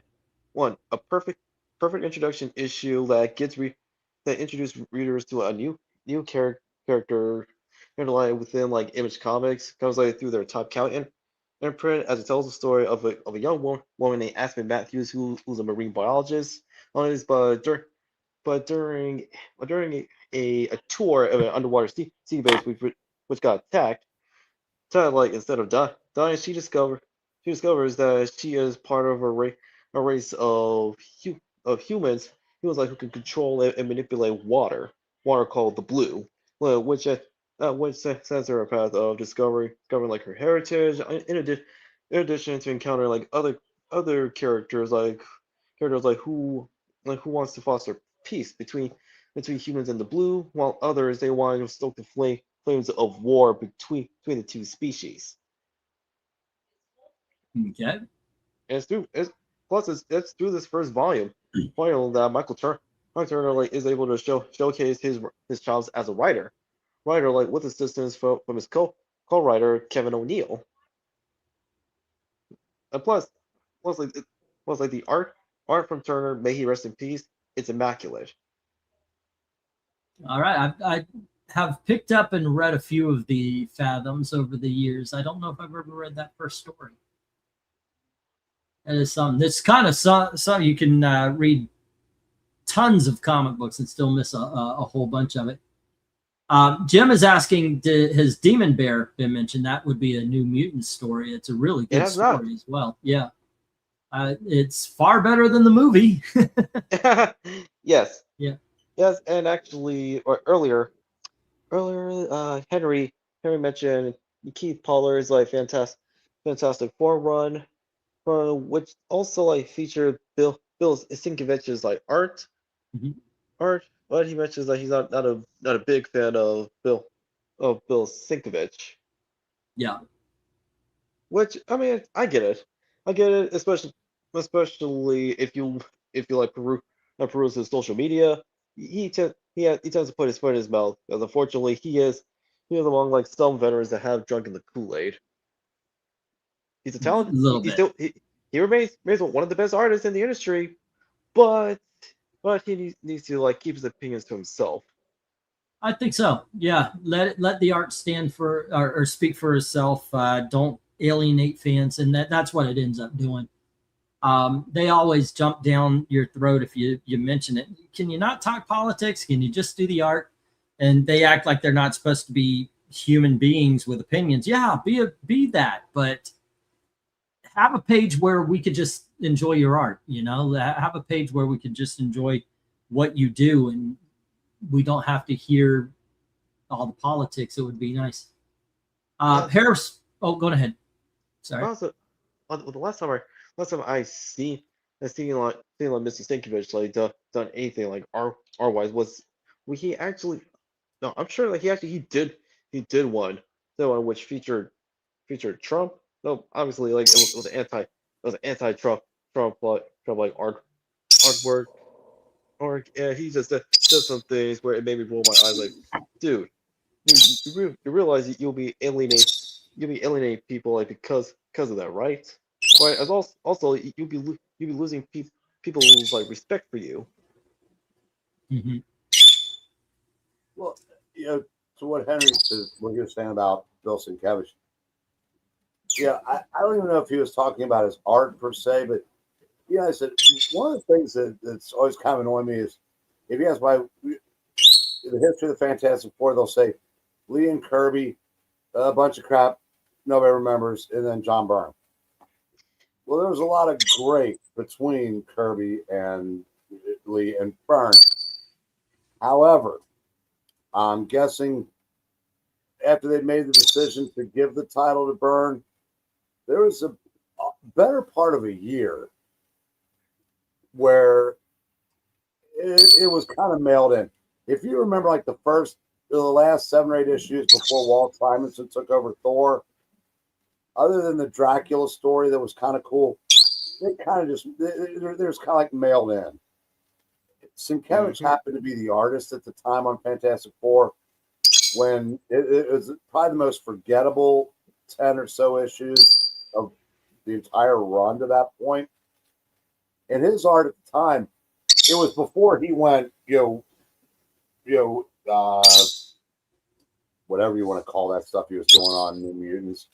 It was more like Moon Knight without dark shading. It started to get more surreal, with his sequential art. So like when he was on New Mutants. So there wasn't. I mean, the Fantastic Four in the 220s to 231, kind of forgettable other than an Avengers appearance. Where, if I'm not mistaken, Iron Man was supposed to be drunk at the time. If I'm remembering my timeline correctly, it shouldn't have been in there, but I digress. But yeah, that's thing I don't have a number 3, so I figured I would just throw that in. All right. Let's see. We have Papadopoulos saying he's going to speed up. And number 8 is the Robin miniseries from 1991. Nightwing Year 1, which I would have never read. And then Justice League, The Villain's Journey. Weird pick, but he loves it. Brobarian is saying his number 2 Saga the Swamp Thing, the entire Alan Moore run. Only at the time Bill Sienkiewicz was drawing like Neil Adams. Henry just didn't work for the FF. Buckler and Perez FF as well, says Henry. And then Brobarian says, if I can't take the entire run of the Swamp Thing, the Odyssey where he dies again and travels through space and gets back to Earth. A lot of people pick like the American Nightmare or something like that, I think it's called, as far as their favorite from Swamp Thing. So that's pretty good. That's a pretty good offbeat story. My number 2 is Henry was mentioning it all throughout, so I was having a hard time not talking about it. But from Frank Miller, I'm going to say specifically from the Frank Miller The Elektra Saga.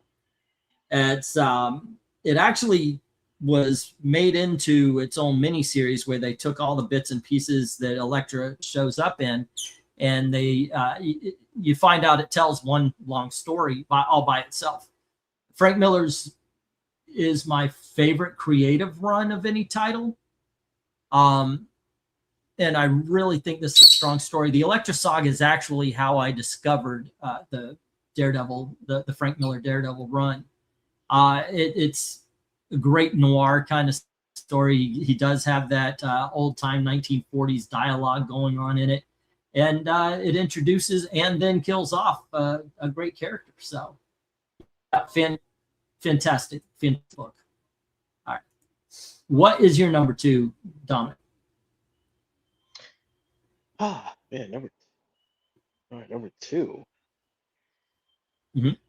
I gotta give it to give it to Power Pack, first issue. Much like All righty. much like with Michael Turner's Battle from Image Top Cow.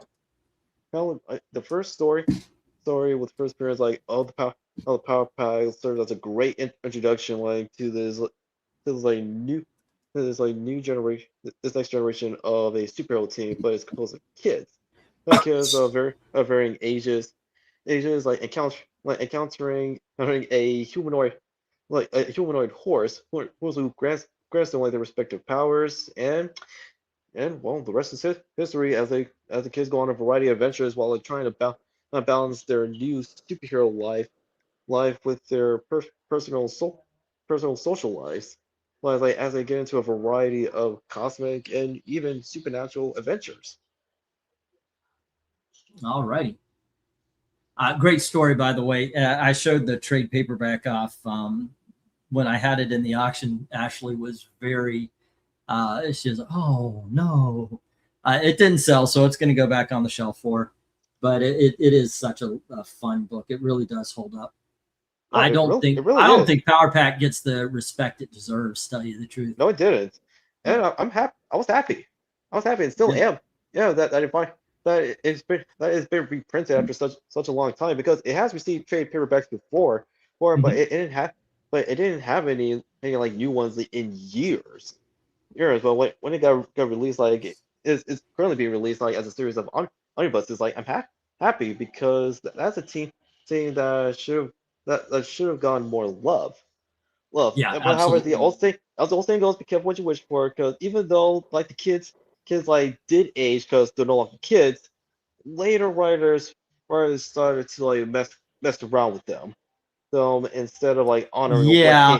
what came before as established by Louise Simonson and June Brigman, who, speaking of which actually like I actually got a chance like to meet me and have a chat with Miss Brigman at one of the conventions like in California before I moved out of there to Oregon, and I actually got an autograph like from her, like after I got a poster of her artwork like with the kids. Yeah, Yeah, very nice, it's really a very good, nice but lady. unfortunately, yeah, you're right. They did bring in modern social media politics and all that kind of stuff. That's Not too much. Not too yeah. much. Mention like with what they did to like Lightspeed, the older sister. Like where what I want what I was happy. Sorry, like to see her again. But I mean with the loners and like the motivation, like they could have served as a good team, but actually showcase like them rather than like older and wiser actually train the next generation instead of discouraging kids from being superheroes. But then when she showed up again, like in Avengers Academy, that's where they start. That's when like the modern and social justice sensibilities like Brutus Ugly Head by somehow by making Lightspeed Julie buy, even though like in the past, and even like in the Yeah. sporadic appearances like of the Power Pad, there were no hints of her swinging both ways. Was like she was interested in guys, just that. It's just, yeah, like I said, it's modern social media politics. They wanted to put in there the identity politics. They just wanted, I don't know why it's the Eric Cartman thing. Put a chick in it, make her gay. You know, it's in this case they had a chick. They just decided to make her gay for no reason. Jim's asking, still trying to figure out why Disney Plus still doesn't have a Power Pack show going. It's perfect for kid audience. I don't trust modern Disney. Well, part of the problem, and I think this is part of the problem with what's going on with both DC and Marvel, is they want a connected universe. So you're not going to get anything that doesn't fit in that. Even when it comes to TV shows, it used to be here you got the movies, here you've got the TV shows, and maybe never the twain shall meet. And there's a lot more creative freedom that way. But when you try to attach everything to everything else, you're just stuck. You're stuck on this one plan. So I don't think they even have the freedom, to say, hey, let's make a Power Pack thing. It doesn't have to connect. I'm kind of missing that when it comes to movies featuring our characters here. All we want is this, it doesn't have to tie into everything. It just has to be good. Let's see, MK is saying, so I got to ask, this new Spider-Man, is it really that good on par with Spider-Man 2 and No Way Home? How's it compared to them? I thought it was good. I like Spider-Man 2. I like No Way Home better. I thought it was a solid movie.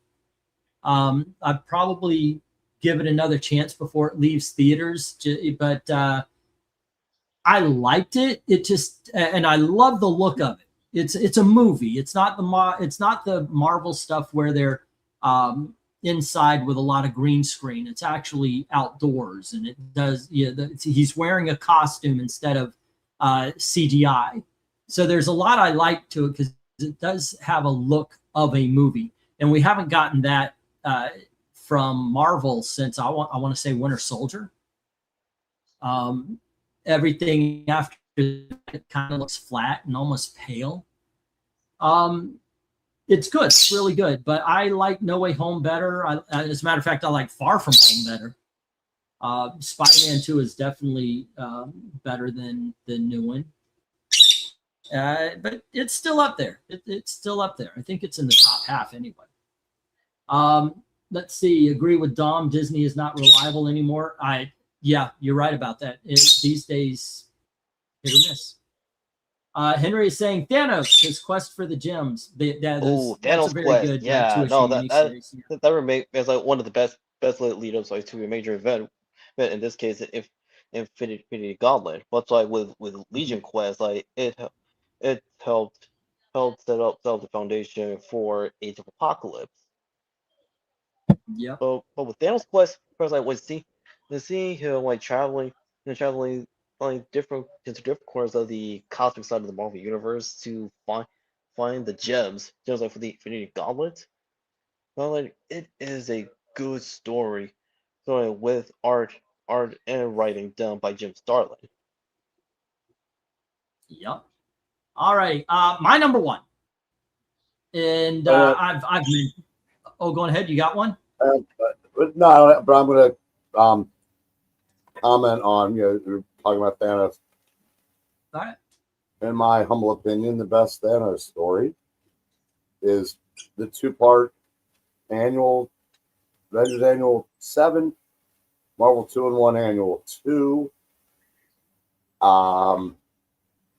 It's where basically Thanos goes a little crazy, and because he'd had an alliance with Warlock, Pip, Gamora, and he goes crazy, kills Pip and Gamora, and it takes the Avengers, the Thing, Spider-Man, Captain Marvel, and Warlock to stop him. But in the end, they do, and Thanos dies. He basically is turned into a statue, and they kept him dead. This was before somebody got the bright idea to make him the be all, Doctor Doom for the new generation, I guess. And he was, when they did the death of Captain Marvel, he was still dead, and they had a conversation basically in the afterlife. And that story was so well done. We've talked about this before. In a perfect world, like Fantastic Four 200 would have been the last Doctor Doom story. Yeah. But in comics, you can't do that. Like, we should have never seen Craven again. Actually, we should have never seen Craven again. He wasn't that big a deal. Right. I agree with you. Yeah, as far as Thanos stories go, I thought that one was excellent. And I would have been fine if they'd never used him again. We would have lost out some, cool stories. But now, unfortunately, I think I would trade all 3 Infinity series and everything else to avoid how overused he's been. Then I remember, I don't read new comics, so I don't care. But there you go. Yeah, it's same thing with Darkseid over at DC. Both those characters have lost their aura of feeling special. So it's hard to take Galactus serious when he's in Dazzler. Even if it's a good story. So just for what it's worth, like I said, if you haven't read those 2 annuals, they've been reprinted more times than maybe anything. So it's super easy, barely an inconvenience to find, and well worth it. All righty. My number 1, going to Batman. I've mentioned it forever. It's No Man's Land.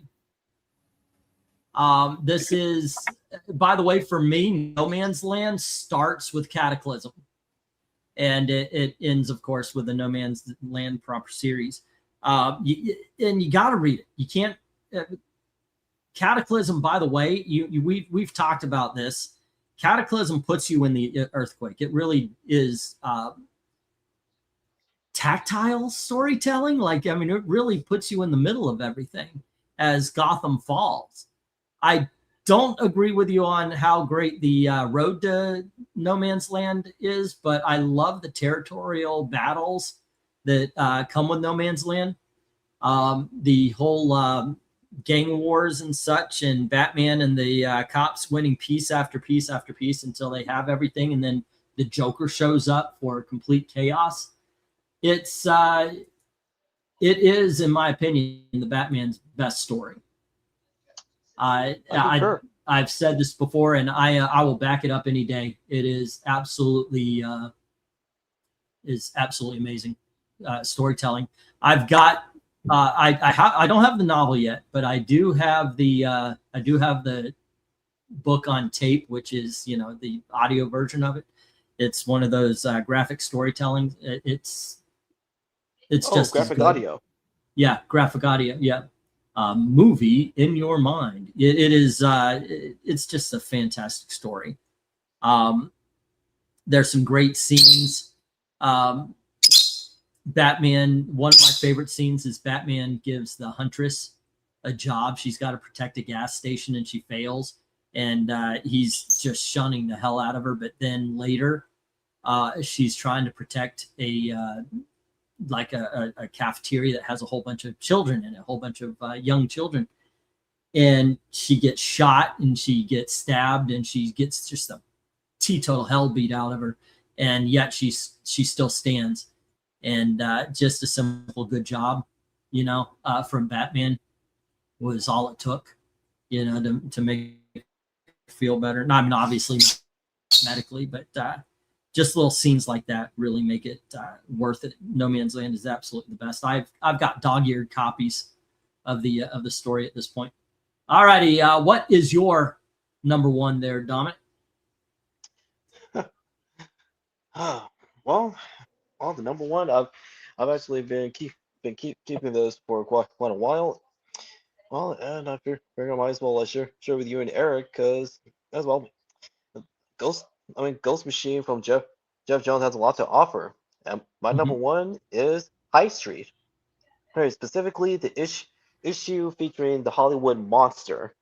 well, sorry, because he is one of the residents like of High Street, where essentially like High Street is set in a corner of hell, where essentially you have to capture like a certain number of souls in order to free yourself like from High Street. But what makes the Hollywood monster like different from his peers is he doesn't want to damn souls. Instead, he wants to save them, which actually puts him puts him like in the negatives.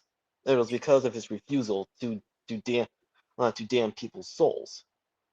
But in that issue like, it showcased how he was like he was a rising star in Hollywood, a famous one who starred in horror movies, and he and his and the reason he's called the Hollywood monster because like he actually dressed up as Frankenstein's monster like in a feature that he was starring in, showcase how his like how kind of a man he was, and due to like extraneous circumstances, like he starts to like become paranoid, but he doesn't commit an evil act, but and so what but even so, like he ends up finding himself like in High Street, where he meets the scorekeeper, who is the man in charge of High Street. And he tells him straight to his face that he refuses to damn innocent souls. So by actually saving people's souls instead of damning them, they're like he is pretty much on the scorekeeper's short list.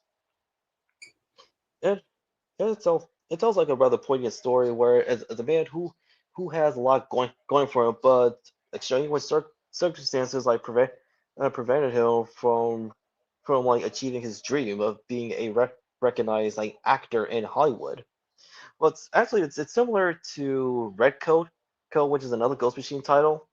Where with High Street, it's not only a horror comic book series, but it's also historical fantasy as well. Well, because it does visit like different parts in history, and even like some of the residents like are actual people from history who have become residents of High Street. All right. I haven't read it. I know it's one of the newer books. There you go. All righty. Let's see what they were saying in the chat there. Jim starts No Man's Land with Contagion all the way back there. Ooh, all right. And they're talking about Hayden Panettiere. Yeah, we discussed that when the news came out. I agree. It does sound like suicide with her depression and such. Let's see. And MK is asking, what's the better Batman story, Death in the Family or Batman Nightfall? In my opinion, Nightfall.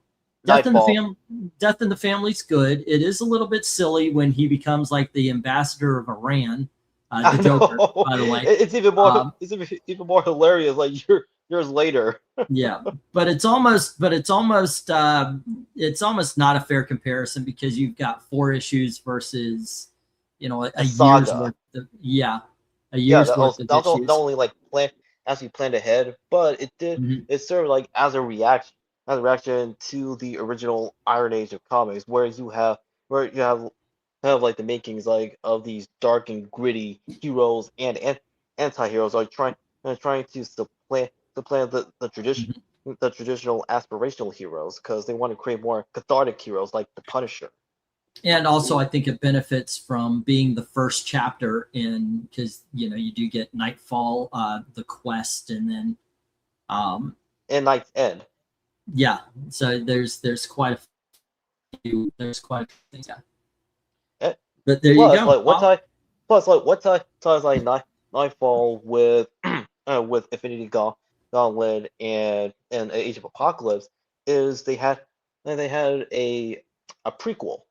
It had a prequel series which leads up to the main event. In the case of Nightfall, the Sword of Azrael, which features the first appearance of John Paul Valley. That's true. Oh my gosh, yeah. Alrighty. So there you go, guys.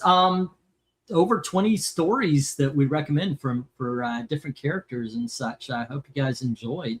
That was I'm enjoying these talking about comic book videos again, making the channel what was about there. Hot take: Lonely Place of Dying is better than Death in the. I don't think that's a hot take. I completely agree. Lonely Place of Dying is a better story. Take care. Remember Wednesday. I will, Henry. I will. Thank you very much. Tomorrow, usually I take the day off, but I'm getting the books I bought today all set, so I may just do an unboxing tomorrow. Tuesday, we'll come up with a topic. We'll jump on and we'll have, but there you go. Thanks for hanging out with us, and as always, thank you very much for watching. Have a good night, guys. See you all later.